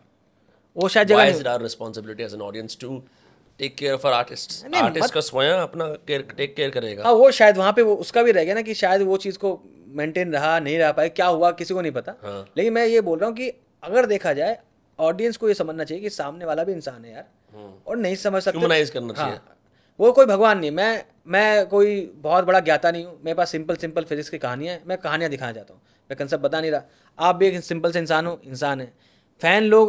फैन और सो कॉल्ड हम लोगों में अंतर लगा देते हैं, जिस चक्कर में इंसान मानना बंद कर देते हैं। बिल्कुल करते हैं, पर एक आपका कोई फैन भी नहीं होगा, आप अब प्रशंसक हो, आपके तो दोस्त भी हैं पीयूष मिश्रा। क्या आप अपने आप को उनसे बराबर मानते हो? मैं, या आप मानते हो कि पीयूष मिश्रा मेरे से बहुत अकम्प्लिश चीज़ है? लेकिन बिल्कुल ऐसी वो नहीं कर रहा, ऑब्वियसली वो बहुत बड़े हैं। हम अपने आप को बाय डिफॉल्ट, चाहे हम किसी को कितना भी ऐसे बोल ले, हम हमेशा लोगों को हायरार्की में जज कर रहे होते हैं। बिल्कुल, यहाँ पे ऊपर है, यहाँ पे नीचे, हम कर ही रहे होते हैं। नहीं, गलती यहाँ आती है कि अगर हम उस इंसान को जिसको आप बहुत बड़ा मान रहे हैं, वो जब गलत करे तो आप उसको गलत ना बोलो। मिश्रा जी मान लीजिए, उनसे बेहतर इंसान मुझे आज तक लाइफ में नहीं मिला, लेकिन क्या उस चक्कर में उस सो कॉल्ड, अगर मान लो मैं एक फॉल्स रिस्पेक्ट बना लूँ उनकी, और वो कभी कुछ गलत बोले तो क्या मैं उनको गलत बोलना बंद कर दूँ? इंसान को इंसान समझने का मतलब ये है, तुम मानो इज्जत करो। कोई मेरी इज्जत करता है, मेरे पास थोड़ी बहुत नॉलेज है, कहानियाँ हैं, ठीक है, ऑब्वियसली बनता है बात, लेकिन ये मैं ह्यूमन दिखाता हूँ कि मैं ह्यूमन हूँ। अगर मैं कुछ गलत कर रहा हूँ तो बोलना भाई। अगर किसी इवेंट में मुझे बुलाया किसी ने और बोला कि यार 7 बजे का कॉल टाइम है, 7 बजे आना है, और मैं 8 बजे जाऊँ, तो वो बतला नहीं सर लेट हो गए भाई, लेट हो, आसपास के लोगों को डांटेंगे लोग, है कि नहीं? लेकिन जो बंदा जिसने लेट किया उसको नहीं डांट रहे लोग। मेरा कल एक दोस्त मुझे एक इंसिडेंस बता रहा था कि यार वो बेचारा लेट हो गया था, शायद एसी नहीं चली हुई गाड़ी की किसी उसका, भाई भड़क जाते हैं लोग। मैं किसी इवेंट में गया, 2 मिनट कैब लेट आई, वी आर गोइंग बैक। हो कौन तुम? अरे भाई एक क्लिक की दूर है हम। आज सुफियान आलम को, सूफी ट्रैम्प को 1.4 मिलियन लोग अनफॉलो कर दें, एक क्लिक है। Guys do it. हाँ, कर दो तो खत्म हो गया ना। सब्सक्राइब कौन सब्सक्राइब करना है, एक क्लिक है। उस पे इतना फॉल्स पर्सोना बना के, फॉल्स ईगो ला के कि हम तो ये हैं, तो हम तो 30 मार खाने, हम तो ये फाड़ देंगे दुनिया के। कुछ नहीं वो था ना, मैं कि 30 साल तक उम्र लगती है ना कि आप जो माँ चोद देंगे दुनिया की, माँ चोद देंगे। 30 के बाद आते कि माँ चोद है दुनिया, ठीक है चलने दे जीवन को। लोग जो है ना, लोग इंसान को इंसान नहीं समझ रहे, यही दिक्कत है मेरी। ह्यूमन बनाओ इंसान को। आप फैन बन जाओ, आप अप्रिशिएट करो, लेकिन अगर वो गलत करे, अगर वो लेट आए, अगर कोई इवेंट में तुमने उसको पैसा देके बुलाया है, कोई चीज़ हो रही है, वो 1 घंटा लेट जा रहा है, तो तुम्हारी जिम्मेदारी बनती है उसको डांटो। आपके आलोचक तो बोलेंगे इसी को स्टार बनना कहते हैं। स्टार को अलाउड है? स्टार को कोई अलाउड नहीं है। इंसान वही नहीं, जो आप मतलब मानो हाइपोथेटिकली आपकी बात की आलोचना करने वाले हो कि मैं सूफी की बात से विरोध में हूँ, बाहर में जाए वो, तो विरोधी बोलेगा कि भाई स्टार को अलाउड है, यही तो स्टारडम है। Okay, no one will say you are meant कि I am born special, but you also realise कि तुम में मन में कहीं ना कहीं ये तो फील होता होगा, तो मैं स्पेशल हूँ, तो तुमने ये काम करा है, तो हम बैठे हैं सामने। अगर तुम बिल्कुल ही मानते मैं एक सामान्य आदमी हूँ बाकियों की तरह, मैं अपने आप को इंसान ही मानता हूँ, यहाँ थोड़ी आते।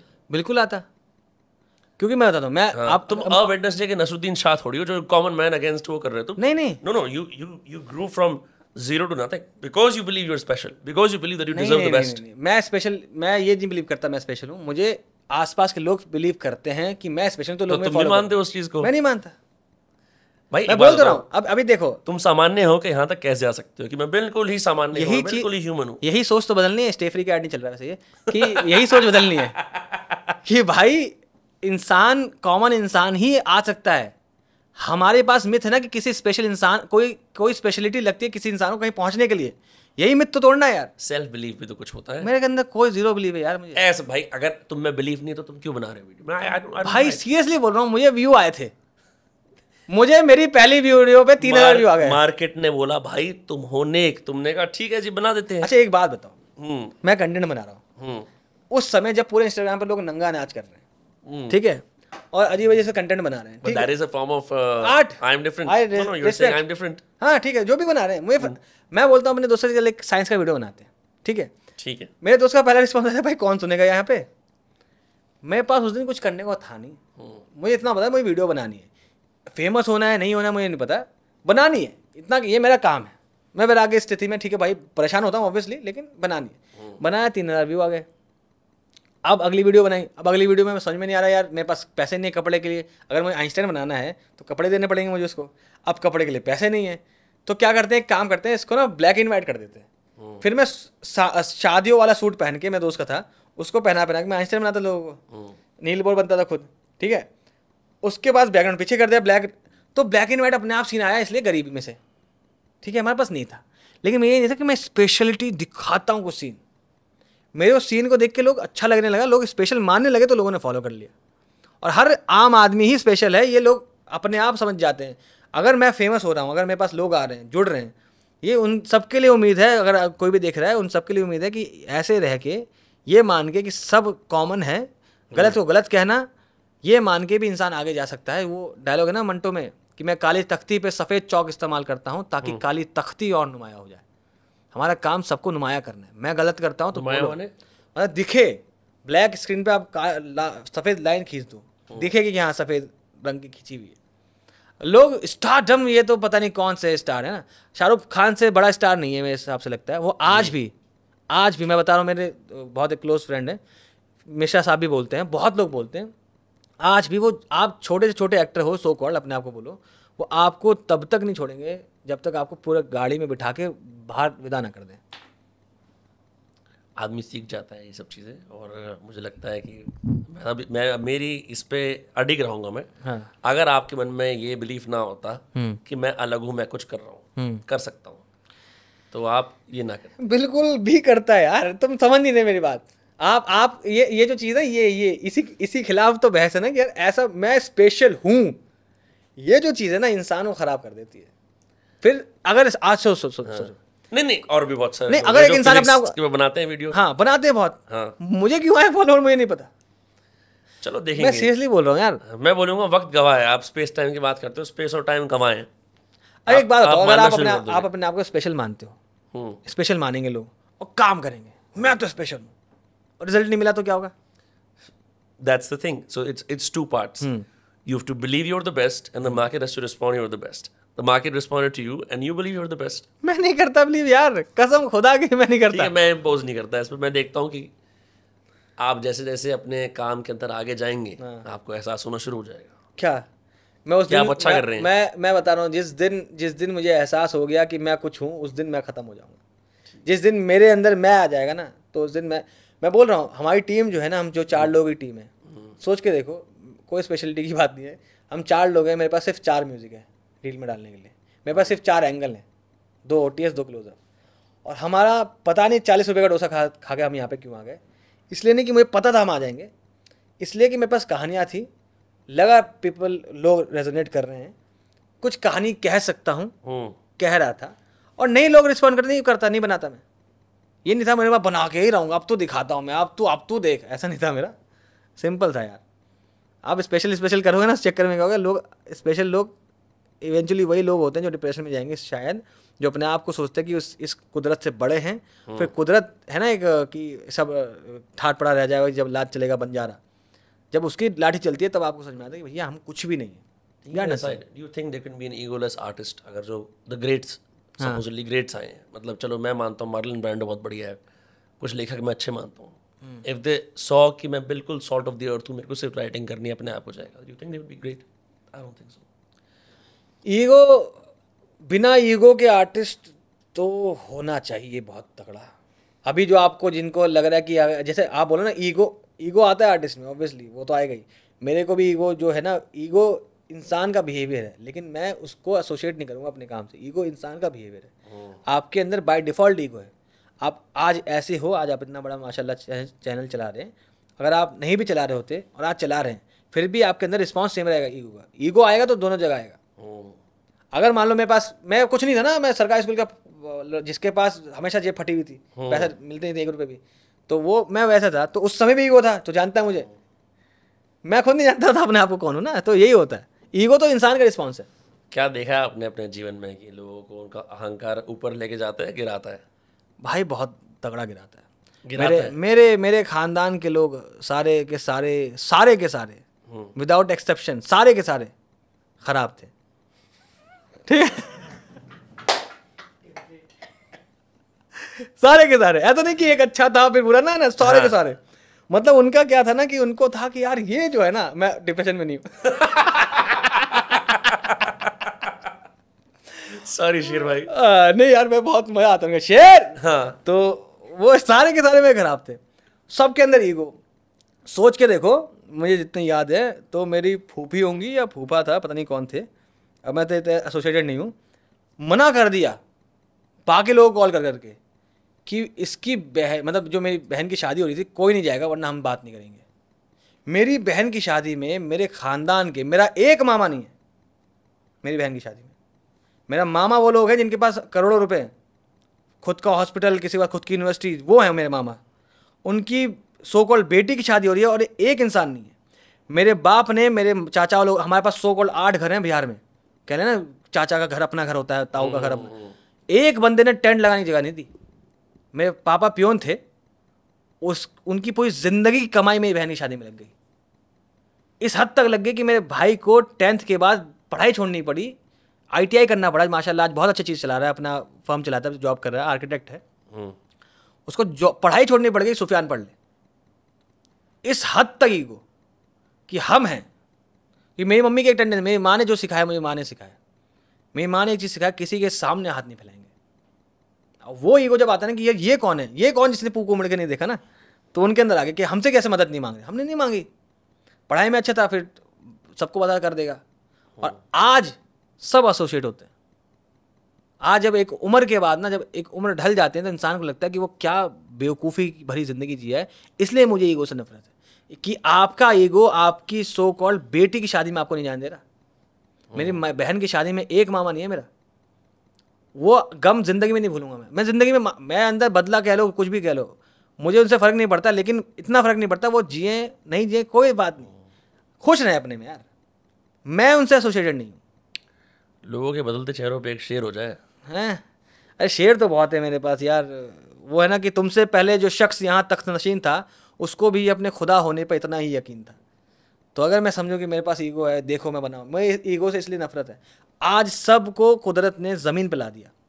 जो मामा लोग मेरी मम्मी से बात नहीं करते थे, उनका 17 साल बाद कॉल आता है कि हाँ कैसी है।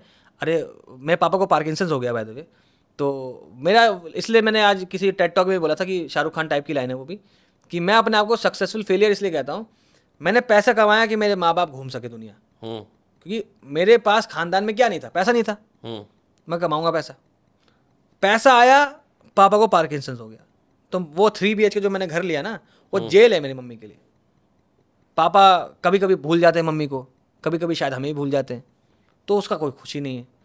मैंने नाम कमाया जिसके लिए, वो चली गई, जा रही है, जो भी कह लीजिए, क्योंकि वो अलग मज़हब से, और ये आज दुनिया मज़हब के ऊपर उठ नहीं पा रही, ठीक है जो भी बात है। तो जो चीज़ जो मुझे करनी थी वो मिली नहीं, इसलिए मैं से ज़्यादा एसोसिएटेड नहीं हूँ कि हाँ आ रहा है पैसा, आने दे, इसलिए मुझे फ़र्क भी नहीं पड़ता। लोग गाली जाए, तेल है, मैं कोलैब करूँगा, मैं बना रहा हूँ चीज़ें। मुझे मूवी बनानी है इसलिए कि ताकि देश के बच्चे कोई इंसान शायद किसी जगह सुफियान होगा, जिसके साथ हर सिचुएशन में, हर सर्कमस्टेंसेस के हिसाब से उसको बड़ा नहीं बनना चाहिए था। वो ये देखेगा नहीं यार, अगर आप बिना अपने आप को स्पेशल ये करें, बिना स्पेशल इंसान, मैं बिल्कुल स्पेशल नहीं हूँ, क्योंकि मेरे पास भाषा की कमांड है, इसलिए नहीं हूँ स्पेशल। और वही चीज़ उनको लगना चाहिए, अगर कोई सोचे मैं स्पेशल नहीं हूँ तो क्या मैं बन सकता हूँ, बन सकता है, मैं वही बनाऊँ। मैं वही एग्जांपल उन लगे कि एक नॉर्मल इंसान, आम आदमी से, आम घर से आके यहाँ तक आ सकता है। और यही मेरी लड़ाई है, कह लीजिए, कि हर उस इंसान को बोलना कि जो तुम अपने आप को स्पेशल फील नहीं करवाते हो या समझते हो कि तुम स्पेशल नहीं हो, इस दुनिया में स्पेशल नहीं हो लोगों की भी जगह बहुत है, नॉन स्पेशल लोगों के लिए भी जगह है। स्पेशल मत बनाओ कि मैं कुछ अलग करता हूँ लाइफ में, वो मत करो बस यार। ये लड़ाई है मेरी, ये मैंने इसलिए सीखा, इसलिए ज़बान में जहर थोड़ा इसलिए आया, वो मेरे खानदान की वजह से आया हुआ है, तो वो रहेगा ज़िंदगी भर के यार। मेरा एक सो कॉल्ड चाचा मेरी बहन मतलब जीजा जी को सलामी में 151 रुपये देता है, क्योंकि हम गरीब थे। और आज बात करने के लिए लोग एसोसिएट होने जाते हैं कि यार आज क्या चल रहा है, क्या चल रहा है। मैं कभी माफ़ नहीं करूँगा। और इसलिए नहीं, और ये ध्यान रखना, मैं सबके लिए बोल रहा हूँ कि नफरत जो है आपको खाती है, ये सबसे पहले नफरत मुझे खा रही है अंदर से। मैं जो चेहरा लोगों को हंसता हुआ दिखता है, चिल दिखता है, अंदर से मैं बहुत खाली हूँ ना, लेकिन ये मैं कॉन्शियसली खाली हूँ कि ठीक है मेरी ज़िंदगी मैंने अपनी माँ को दे दी। वो है ना कि जब भी कश्ती मेरी सैलाब में आ जाती है, माँ दुआ करते हुए ख्वाब में आ जाती है, तो मेरी माँ के लिए सब कुछ कर सकता हूँ मैं। मेरी माँ बोलेगी तुम मुझसे चांद मांग ले, मैं चांद लेके आऊँगा। मेरी माँ जिस पर उंगली रख देगी मैं लेके देता हूँ। इसलिए क्योंकि उनको उस समय लोग टॉन्ट मारते थे कि यार तुमने ये जो तुमने चेन पहनी है, अब पियोन की बीवी है ना, वो ग्रेड भी वो डी कह लीजिए, जो भी कह लीजिए, लेकिन इंसान नहीं है क्या वो मेरे बाप। उसको इतना ट्रॉमेटाइज कर दिया, ग्रेड डी है, चपरासी है, चपरासी, इतना ट्रॉमेटाइज कर दिया कि अगर मम्मी चेन पहनते आई इसका पति क्या दिलवाएगा उसको। ये कितनी रात रोए मेरे पापा, कितनी रात मैं अपनी माँ को रोते हुए देखा है। क्यों? ये ट्रॉमेटाइज फील कराया यार, छोटा फील। मेरा फूफा, ठीक है, एक इवेंट चल रहा है, शायद कोई सबको मिलवा रहा है कि हाँ ये है, ये है, ये मेरा साला है, ये करता है, पापा को छोड़ दिया। वो आके पापा परेशान। ये घर था, इस घर में मैं देख रहा हूँ कि यार ये यहाँ था मैं। मुझे उस दिन मैं वही है, मैं चीज़ें याद रहती है। मैं वबा का ना रब्बू का नसीहा, खुदा नहीं भूलता कुछ, नेचर कुछ नहीं भूलेगा। आज वही है, आज अच्छे से बात करना चाहते हैं, आज अच्छे से बात, मैं नहीं करता अच्छे से बात, और ये नफरत मुझे खाती है, लेकिन चाहता हूँ खाए कि यार ठीक है आपको दिखाता हूँ, आपको मैं आपके ज़बान में लहजे में बोलूँगा, कुछ किसी से फ़र्क नहीं है। देखो यार इंसान आ रहा है, रो रहा है, आप बच्चे हो और अपने माँ बाप को रोते हुए देख रहे हो, आपको क्या लग रहा है कि यार मेरे वजह से तो नहीं रो रहे। बचपन में तो ये लगता है ना कि यार शायद कुछ गलती मेरी है। कितने दिन मैं रात सो रहा हूँ। एक मम्मी कभी बताती है कि यार एक ज़माने में शायद जहर भी आया था घर पे, इतना ट्रॉमेटाइज था मेरा घर, ख़त्म ही करते हैं मामला। मतलब आर्थिक तंगी एक चीज़ होती है, पर सोशल हाँ शोषण जो लोग करते हैं, बस आर्थिक तंगी से फ़र्क नहीं। गरीबी भाई सच्चाई है देश की, दुनिया की सच्चाई है। हर अमीर नहीं है इंसान, हर कोई मिडिल क्लास भी नहीं है। हम गरीबी है, गरीबी बड़ी बात नहीं है। जलील करना गरीब बहुत ख़राब चीज़ है। ये कहना कि तुम छोटे हो वो गलत बात है। मेरे अगर 12th में मैं जब 95 तीनों सब्जेक्ट में आए थे, और ये कहना कि जब किसी को फ़ोन किया गया, मम्मी ने फूफी को फ़ोन किया तो कहता है कोई बड़ी बात नहीं है, इसका एडमिशन हो जाए तब बात करते हैं। अरे ये है, फिर एडमिशन हो गया तो बोलते हैं अरे भाभी क्या नाम है, ये एडमिशन हो जाना बड़ी बात नहीं है, बीटेक पढ़ना बड़ी बात है। पर मैं ऐसा अज्यूम करता हूँ कि जो आदमी संपन्न है वो अगर कोई आदमी संपन्न नहीं है तो उसको वो इनकरेज करेगा, सहारा थोड़ी करेगा। आप खुद भी देखते हैं कैसा होता है। कई बार एक परिवार है, बहुत सारे लोग हैं, मामा चाचा भतीजे, मतलब डिफरेंट हुए हैं। हर किसी की ऐसा नहीं है कि हाउस होल्ड इनकम सेम होती है, लेकिन सही जगहों पे ये चीज़ें दिखाई नहीं जाती। तो वही तो बोल रहा हूँ, बहुत ख़राब था यार मेरा, बहुत ज़्यादा, अत्यंत ख़राब। मैंने ये सीखा लाइफ से कि मैं ज़िंदगी में किसी भी सो कॉल्ड जो कम प्रोफेशन वाला, मैं बता रहा हूँ आपको, मैं इसलिए नहीं करता मैं कोई बहुत दिखाता हूँ डाउन टू अर्थ हूँ, ऐसा कुछ नहीं हूँ मैं यार। मैं इंसान हूँ। मैं अगर कहीं जाता हूँ, कोई कैब वाला आता है या कोई आदमी होता है, जैसे हमारे गार्ड साहब हैं कुछ हैं, मैं उनके साथ बैठता हूँ, मैं चाय लेके आता हूँ हर दिन। उनको अगर लगता है ज़रूरत होती है तो मैं हर महीने उनको एक अमाउंट देता हूँ ताकि आप अपने पास रखिए। इसलिए नहीं कि वो मुझे बैरियर तोड़ना ही है, क्योंकि मैं जब किसी इंसान को गरीब देखता हूँ मुझे अपने पापा याद आते हैं, और मुझे पता है कि ये ज़िल्लत में हम, और अगर लोग मुझे बड़ा मानते हैं, मानिए कि अगर एक इंसान, मैं किसी सोसाइटी में रहता हूँ, अच्छे घर में रहता हूँ, तो किसी सो कॉल्ड क्या नाम है चपरा, वो जो होते हैं चौकीदार होते हैं, उनके लिए बड़ा हो गया मैं। लेकिन वही इंसान अगर आपके साथ आके बैठ के बात करेगा ना, सिर्फ चाय पी लेगा 10 रुपए की, वो बंदा रात में सोचेगा यार बता हम भी हैं, हम भी एग्जिस्ट करते हैं, हमें भी अधिकार है बोलने का, मेज पे आने का, आपके समक्ष बैठने का। ये लोग खत्म कर देते हैं। अगर आप कोई, मैं इसलिए तो लड़ाई है ना मेरी, स्पेशल फील, जब आप बोल रहे थे गुस्सा क्यों है मेरे अंदर, स्पेशल फील करने की ये लड़ाई है। वो लोग जो थे मेरे परिवार वाले, वो अपने आप को स्पेशल मानते थे ना, और हम स्पेशल नहीं थे, तो हमें अलग कर दिया। इसलिए मैं चाहता हूँ हर कोई दुनिया में इंसान स्पेशल नहीं होना चाहिए, इंसान होना चाहिए कि बैठो यार बात करते हैं। मेरे पास कुदरत नहीं कह लो, किस्मत नहीं कह लो, मल्टीवर्सेस यूनिवर्सेस ने मुझे सलीका दिया, मौका दिया, और मैं यहाँ आ गया। आपके पास वो मौके नहीं थे, आप नहीं जा पाए, तो इसका मतलब आप और मैं एक साथ बैठ नहीं सकते, आप और मैं एक साथ खाना नहीं खा सकते। क्यों किसी 5 स्टार होटल में मैं जब जाता है या कोई जाता है तो एक बंदा होता है जो खोलता है दरवाज़ा, क्यों खोलना है यार? किसी के बाप का नौकर है वो बुरा लगता है देख के यार। इंसान को इंसान समझो, उसको काम ही दे दिया कि खोले, हाँ एक बंदा आ रहा है सूट बूट लेके, अबे भाई छोड़। Well, they say in 5 stars they are in the business of making you feel confident about yourself. कोई confident नहीं है, एहसास हुआ कि मैं मिस्टर सिंघानिया हूं। Ego, pure form of ego. और जब वही है ना, जब मैंने एक कहानी भी सुनाता हूँ, नमरूद की कहानी है वो, कि नेचर आपके ईगो को इस हद तक बढ़ाएगा जब आपको लगेगा कि आप खुदा बन गए हो। नमरूद एक कहानी में आता है कि नमरूद को लगता था मैं खुदा बन गया हूँ, तो उसने आसमान में तीर चलाया और तीर लगा परिंदे को, और परिंदा दूर गिर गया और तीर नीचे ज़मीन पे आया तो खून लगा हुआ था। तो उसने ऐलान किया कि देखो मैंने तुम्हारे खुदा को मार दिया। इस हद तक ईगो बढ़ाता है नेचर। फिर उसका खात्मा एक मच्छर ने किया, समझ रहे हो? तो वो जो 5 स्टार में value I will make you feel confident नहीं है, वो ईगो को बूस्ट करते हैं। मैं देखता हूँ कई इंसान ईगोइस्टिक चल रहे हैं तो पीछे से मुझे बहुत बुरा लगता है यार, ट्रॉली में लेके, भाई क्यों लेके आना है भाई, हाथ पैर मिले मुझे, तुझे भी इंसान है, तेरा काम है सिक्योरिटी प्रोवाइड करना, ये सब करना काम है। लेकिन तुमने बस एक बंदे को काम इसलिए दे रखा कि एकदम मूछे अच्छी करवा के एकदम बैठ के सूट बूट में एकदम टाइट, देख रहा हूँ मैं किसी 5 स्टार होटल में गया था, लोग नाचने में आ रहा हूँ तो अरे ये कौन सी वेलकम है यार, तुम जो कौन इंसान है भाई जो नाचता है वेलकम पे? नहीं 5 स्टार वाले होटल करवाते हैं, कहते हैं यार हम आपका स्वागत कर रहे हैं। क्या स्वागत कर रहे हैं? उसको जलील कर रहे हो तुम। मैं गया, मैं कहा भाई रुक जा यार, रुक जा, क्या कर रहा है, इंसान है भाई क्या?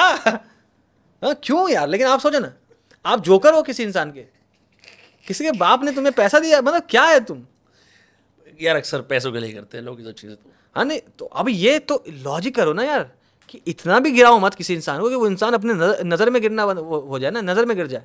सबसे रिडिकुलस जो मुझे लगता है आजकल शुरू हो गया है, एयरपोर्ट पे भी देखा होगा आपने, एयरपोर्ट पे है और 5 स्टार होटल में है कि एक आदमी आपको बाथरूम में नैपकिन पकड़ाने के लिए खड़ा रहता है और वो आपको बाथरूम में जाए ग्रीट करता है। अच्छा मैं कई बार ना, एक दो बार मैं डर गया क्योंकि मैं मुंह तो रहा था, उसकी ग्रीटिंग रह गई, तो वो पीछे से आया, हेलो सर स्वागत है। मैंने कहा मैं पूछ रहा हूँ भाई, मेरे को मेरी गांड फाड़ दी यार, मैं आराम से पूछ रहा था। समझ रहे हो ये कौन सी जॉब है यार? बेकार जॉब है ये तो, बहुत बेकार जॉब है। एक दरबान बाथरूम में खड़ा है। और एक इंसान को सोचो, उस इंसान को रात में घर जाके क्या लगता होगा ना, क्या बोलता होगा कि अपने आप से क्या बोलता होगा कि यार मैं, हाँ क्या लोग मूत रहे थे तो मैं उनको देख रहा था, उनको ग्रीट कर रहा है, हेलो सर वेलकम।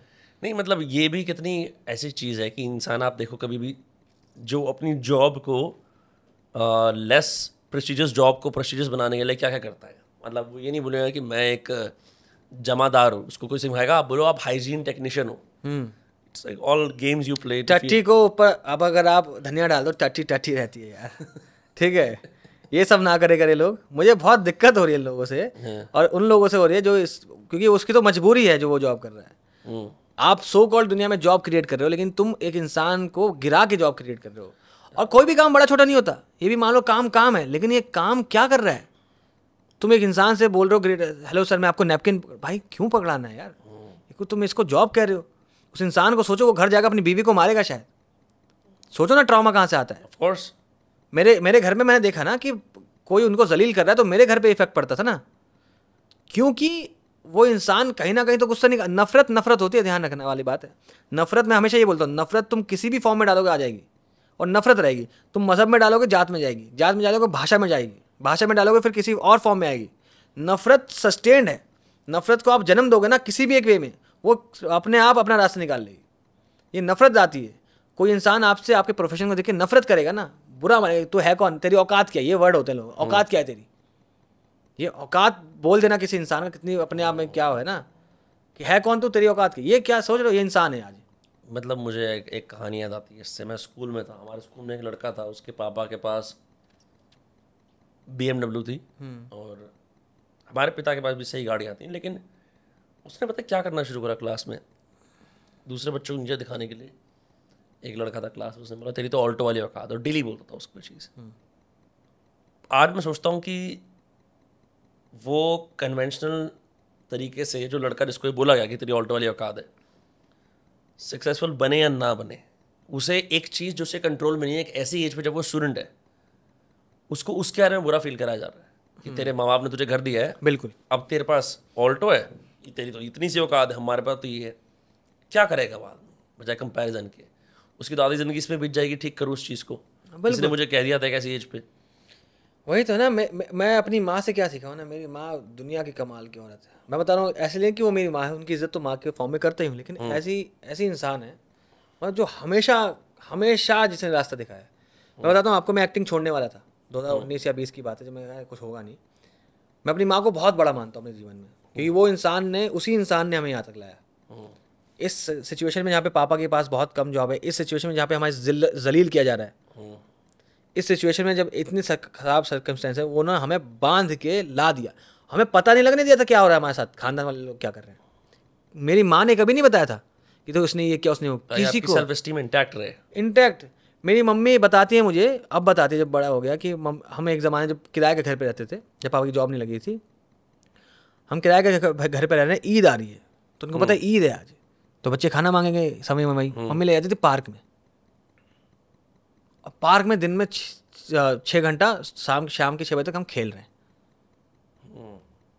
वहाँ के वो समझ रहे हो, वो चाहती तो कि बगल में है लोग, नहीं, हाथ नहीं फैलाएंगे। और इसलिए भी कहते हैं, मैं मेरे जो चेंज हुआ पर्सपेक्टिव वही हुआ था जब मैं गया था, मतलब मम्मी को लेके, मम्मी का सपना था मक्का मदीना घूमने का, मक्का मदीना उनको लेके गया मैं, तो शायद लगती है मम्मी की दुआ मुझ पे लगी, उनका सपना था जाने का, मेरा था कि मैं अपनी मम्मी का सपना पूरा करूँगा। और वहाँ गया, बहुत अच्छी जगह है। तो वही है कि मम्मी की चीज़ें मुझ तक आ गई यार, इस बंदे ने शायद जो है ना कि उन्होंने दुआ कर दी तो सही शायद वैल्यूज डाली और सही प्रे करा। वहाँ पे मैं चीज़ सीखी थी कि ऐसा कहते हैं प्रॉफिट मोहम्मद साहब की, वहाँ पे एक जो कब्र है, वहाँ पे भी आप अपने हाथ उठा के दुआ नहीं कर सकते कि हाँ मुझे ये दे दो। किसी ने बोला वहाँ पे अरब के, वह कमाल लोग होते हैं अरब के लोग बहुत मस्त होते हैं। उन्होंने बोला कि ये भी तो इंसान थे, इनसे क्या मांगते हो, मांगना हो खुदा से मांगो। किसी और को बोल रहा था वो, तो मैं यार ये होता है। वो टीचिंग मेरी मम्मी ने मुझे दे दी थी, किसी के सामने हाथ नहीं फैलाना है। मैं किसी कास्टिंग डायरेक्टर के पास जाके भीख नहीं मांगूंगा काम के लिए, मैं नहीं जाऊँगा, ऑडिशन दूंगा, पसंद आया। नहीं तो लोग क्या करते हैं, लोग नाम कमाने के लिए कुछ भी कर रहे हैं यार। मैं तो बोल ही रहा था गन छट्टी के इंडस्ट्री। हाँ, कोई भी कुछ भी कर रहा है, कुछ भी कर रहा है, सर आप कैसे, ऐसा हो जाता है। ये जो एक तरह का ये जो सकिंग अप टू पीपल होता है ना, कि इससे मेरा कुछ बन जाएगा। हाँ हाँ हाँ, इट कैन, आपको जब रात को नींद नहीं आएगी, क्योंकि आपको पता है आप जिस चीज़ जो आपका प्लेटफॉर्म है वो एक बादल है। हाँ हाँ, उस पर लकड़ी या स्टील नहीं है, क्योंकि वो झूठी बातों में बना हुआ है। एक तो इससे आदमी, आप पे इनेट टैलेंट है या नहीं है, लेकिन अगर आप झूठ बोल के किसी की चाट के ऊपर तक जाओगे ना, आपको दुनिया एहसास दिलाएगी। क्योंकि आपको ये समझ में आ गया है कि ऊपर बढ़ने की सीढ़ी एक ही है, किसी की गांड मेरी जीभ, चाट के आप भूल ही जाओगे कि मैं, सेल्फ एस्टीम खत्म है। वह उस अचीवमेंट को पाके भी क्या क्या करोगे ना। तो वही है, तो मेरी मम्मी ने हमें ये सिखा दिया। मम्मी कभी कुछ होता है कुछ भी बोलती है तो हमेशा बोलती थी मम्मी कि ताबीज़ यकीन का बांध, अगर हिम्मत है बाजुओं पे अपनी, कभी देखा है दरिया वालों को साहिल का सहारा लेते हुए। उनका ये हमेशा कोट रहता है कि भाई यकीन कर लेते तेरी। मेरी मम्मी हमेशा, कभी कभी इमोशनल हो जाता हूँ, मेरी मम्मी हमेशा बोलती है कि तेरी माँ तेरे साथ खड़ी है। और वही है ना कि एक दिन मम्मी ऐसी बात हो रही है, कल ही इनफैक्ट मैं फ्लाइट में बैठा तो मम्मी रो रही थी कि यार, मम्मी बोलती 7 दिन से सोया नहीं हूँ, बहुत ट्रैवलिंग है, ये सब है। बोले क्यों ऐसा, फिर रोने लगी। इंजेक्शन लगाए हैं, आज सुबह इंजेक्शन लग गया, दर्द हो गया पेट का। तो मम्मी वही बोल रही कि यार तू सबके लिए करता है इतना। मैं मम्मी इसमें करता मैं किसी के लिए नहीं, ये फ़र्ज़ है मेरे। लोग कदम क्या करते हैं, एक ईगो आने का एक और चांसेस बताता हूँ जो बच्चों में आ सकता है शायद। उनको लगता है अगर वो अपने माँ बाप को खाना दे रहे हैं, अच्छे घर दे रहे हैं, तो वो उनके लिए कर रहे हैं। मैं इसको श्रवण कुमार कॉम्प्लेक्स बोलता हूँ, कि जिसके अंदर लोगों को लगता है कि मैंने अपने घर वालों को ये कर दिया, वो कर दिया, ओ मैं, हाँ मैं। क्योंकि वो जो मतलब देखो, ओवरली रिस्पॉन्सिबल एंड सैक्रिफाइसिंग सन का भी एक तरह से एक आर्केटाइप है साइकोलॉजिकल, जो बंदा मन में अपने आप को सेवियर मान रहा है कॉन्स्टेंटली। मैं परिवार का सेवियर हूँ, मैं सेवियर हूँ, मैं सेवियर हूँ। मैं क्या है, मैं एंजॉय भी करता हूँ, मैं काम भी कर रहा हूँ उनके लिए। मैं मम्मी को भी बोला, मम्मी ये मेरा फ़र्ज़ है कि मैं, मेरा बेटा एज अ बेटा फ़र्ज़ है कि मैं आपको अच्छी ज़िंदगी दूँ। एज अ भाई फ़र्ज़ है कि मेरा भाई कहीं मुसीबत पड़ता है तो मैं उसकी मदद करूँ। जैसे आज मेरे भाई बहुत कमाल आर्किटेक्ट है और बहुत भोला इंसान है, मेरे से बड़ा है वो। उसको एक कंपनी है आर्ट्स लाइन फर्नीचर करके समथिंग है, उसने उसका काम करके पैसा नहीं दिया। वो मेरा भाई 9 लाख के कर्ज में डूब गया। ठीक है, मुझे बुरा ये लग रहा है कि यार बताइए क्या मतलब है। लेकिन उसको ज़रूरत है, मैं हूँ। मैं कभी कोई काउंट नहीं करता। मेरे जीजा जी ऐसे हैं, वो जीजा जी और बहन जो है घर दिल्ली में रहते हैं, वो हैं तो हम लोग यहाँ हैं। हम अपन लोग अपनी अपनी ज़िंदगी बना रहे हैं। जीजा जी वो हैं मेरे, शाकिब हुसैन नाम है उनका। ऐसे वही ना कि हमारे साथ तो क्या हुआ था, मुझे लगता है कि शायद आसपास के लोग जो तुम्हें मुश्किल में डालते हैं ना, तब ऊपर वाला आता है कि देखते हैं, अगर कोई सुप्रीम बीइंग है या किस्मत कह लो, वो आके आपको ऐसा जवाब देता है कि देख भाई। और ऐसे जीजा जी मिले मुझे जिसकी वजह से हम लोग आज ये सब कर रहे हैं। तो वही है ना, तो वो चीज़ें होती है। अब स्ट्रगल में ये सब चीज़ें वहाँ से सीख के आया मेरी माँ से, कि हाथ नहीं फैलाना है, काम करते रहना है, किसी को वो नहीं करना है। मम्मी मुझे बोलती है यार छोड़ दे, माफ़ कर दे सबको। मैं कहा ये नहीं करेंगे, सब करारा जवाब मिलेगा। जो है ना वो उसका सारा इलाका धुआं धुआं कर देंगे। कौन कहता है ये उसमें गैंग्स ऑफ वासेपुर मनोज में बाजपेयी, हाँ। वो जो हजरात हजरात हजरात हजरात, आई लव इट। वो है ना, सारा इलाका धुआं धुआं कर दूंगा मैं। मैंने वासेपुर कम से कम पहले 25 अब तो 37 बार देख ली होगी शायद। ये कहानी वासेपुर की है। वासेपुर जो है खून में बसी हुई है। और वो मतलब हम सोचते हैं कि यू नो लाइक आप गॉडफादर देखते हैं, आप बाहर की पिक्चरें देखती हैं, वहाँ पे फैमिली वैल्यूज़ वगैरह आती हैं। आप देखते हो कि एक अमेरिकन है, वो यूजुअली या तो अपने डिप्रेशन से डील कर रहा है या लूज़र होने से डील कर रहा है। इंडिया में अभी तक प्रॉब्लम क्या थी कि जितने भी फैमिली सागाज आए थे वो भागवान टाइप के आए थे, या फिर ऐसे आए थे कि हैप्पी परिवार है या सैड परिवार है, ठीक है, बाप बेटे में फूट है, ऐसी कोई दिक्कत है। जब वासीपुर आया उसमें आया क्राइम और बदला। और बदला इससे पहले जो आता था वो आता था लार्जर देन लाइफ हीरोज में। वासीपुर का जो बदला था ना, वो है पैतृक चला आ रहा है। पैतृक वो है, मतलब आदमी चाहता है कि जनरेशनल ट्रॉमा रहे मेरे में। ये होता है। इसने मेरे बाप को ऐसा कहा था, मीनिंग है ना। वो बैटमैन का सीन याद है जिसमें बोलता है कि शायद कुएं में गिरा होता है, बैटमैन 2 में या 3 में, जिसमें बोलते हैं कि सिर्फ एक ही लड़की इस कुएं से बाहर गई हुई है।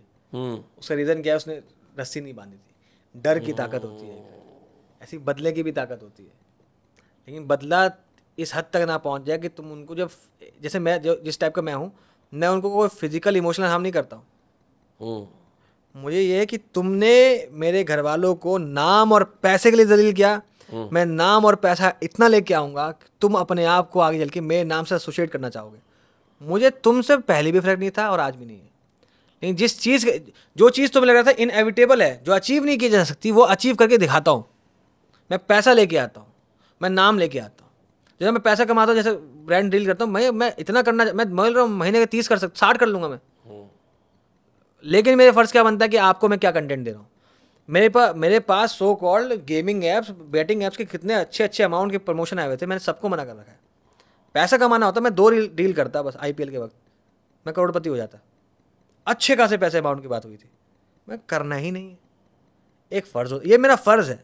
मैं अपने फ़र्ज़ पे चल रहा हूँ। मैं आपसे कुछ डिमांड नहीं कर रहा, मैं ऑडियंस से कुछ डिमांड नहीं कर रहा। आपको देखना है देखिए, आपको नहीं देखना है नहीं देखिए, जाइए।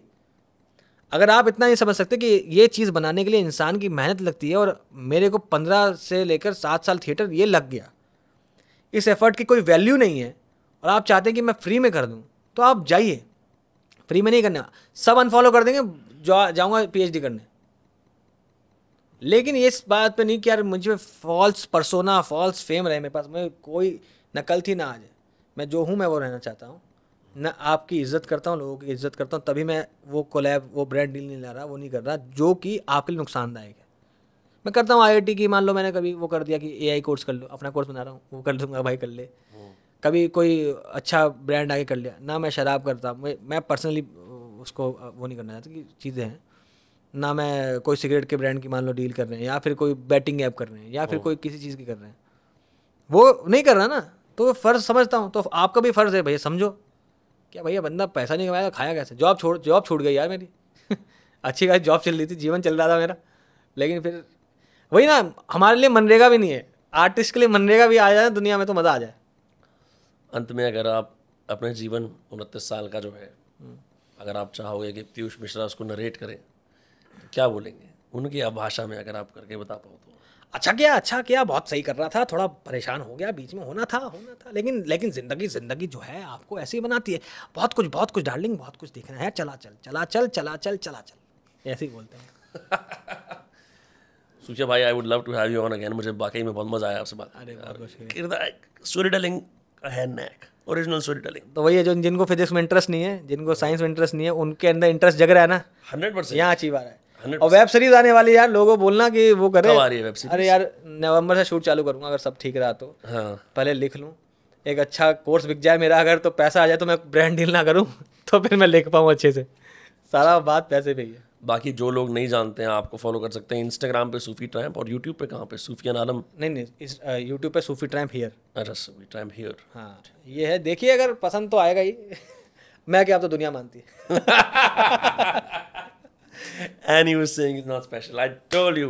अरे नहीं यार, वो तो बोलने वाली बात। मैं भी अकड़, अरे हमने भी बहुत अगली बार इस पे बहस करेंगे पूरा, कौन स्पेशल है कौन नहीं। ठीक है भाई, मैं बोल रहा हूँ हमने भी बहुत कलाकार देखे हैं, आते जाते हैं, सबको ऐसे लगता है। फिर इंडस्ट्री जालिम ऐसी है कि आदमी को बदल देती है। ऐसे ही बोलते हैं ना, वो पिक्चरों में एक प्लॉट होता है जहाँ पे एक न्यू अपस्टार्ट आता है और एक पुराना जो पेडिग्रीड प्रोड्यूसर बैठा होता है, अरे ये नहीं चलेगा, ये चलता है। अरे मैं बोल रहा हूँ ना, एक राहत इंदौरी साहब का शायद शेर है, जिसमें वो बोलते हैं कि हमारे मुंह से जो निकले वही सदाकत है, हमारे मुंह में तुम्हारी जबान थोड़ी है। तो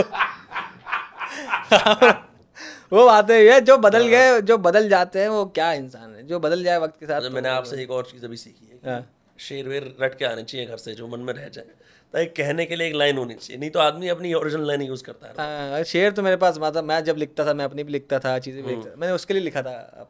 मतलब एक तो शेर मेरा मैं हमेशा गा देता हूँ, वो अलग बात है। एक मैंने उसके लिए लिखा था कि याद है एक रोज़ आसमां में दोबारा कर दो। कि याद है एक रोज़ आसमां में लटकते चांद को छूकर तुमने उसे पूरा कर काली अंधेरी रात को रोशनी से भर दिया था। आज भी अब भी बादलों के पार मुझे नजर आता है अधूरा चांद, मगर उसे पूरा करने के लिए तुम मेरे पास नहीं। ओह मेरी हमदम, मेरी दोस्त, यही है यार। आर्टिस्ट अपने प्रेमिका को मरने नहीं देता, और अंत में वो सारी प्रेमिकाएं हार जाती हैं जिनका प्रेमी उनके जाने के बाद शादी नहीं करता। ध्यान रखना। आई होप आपका लाल दिल नीला ना हो जाए और आपको आपकी प्रेम मिले और सुखद जीवन मिले, ताकि ये ना बोले लोग जाके यार ये सूफिया की लाइफ बड़ी ट्रेजिक है। नहीं यार, होना चाहिए ना, जब तक तकलीफ ना हो ना लाइफ में, कोई बड़ा नहीं बनता। जॉर्डन तो उम्मीद है ना कि जॉर्डन बनेंगे। क्या this love for pain and eating pain killers, what life. Anyway भाई, चलो ठीक है। अच्छा लगा आपसे बात करके, बहुत मजा आया एक्चुअली। बहुत बहुत शुक्रिया। एंड हाँ, लोग आपको फॉलो कर सकते हैं, and I wish you the best. Thank you यार।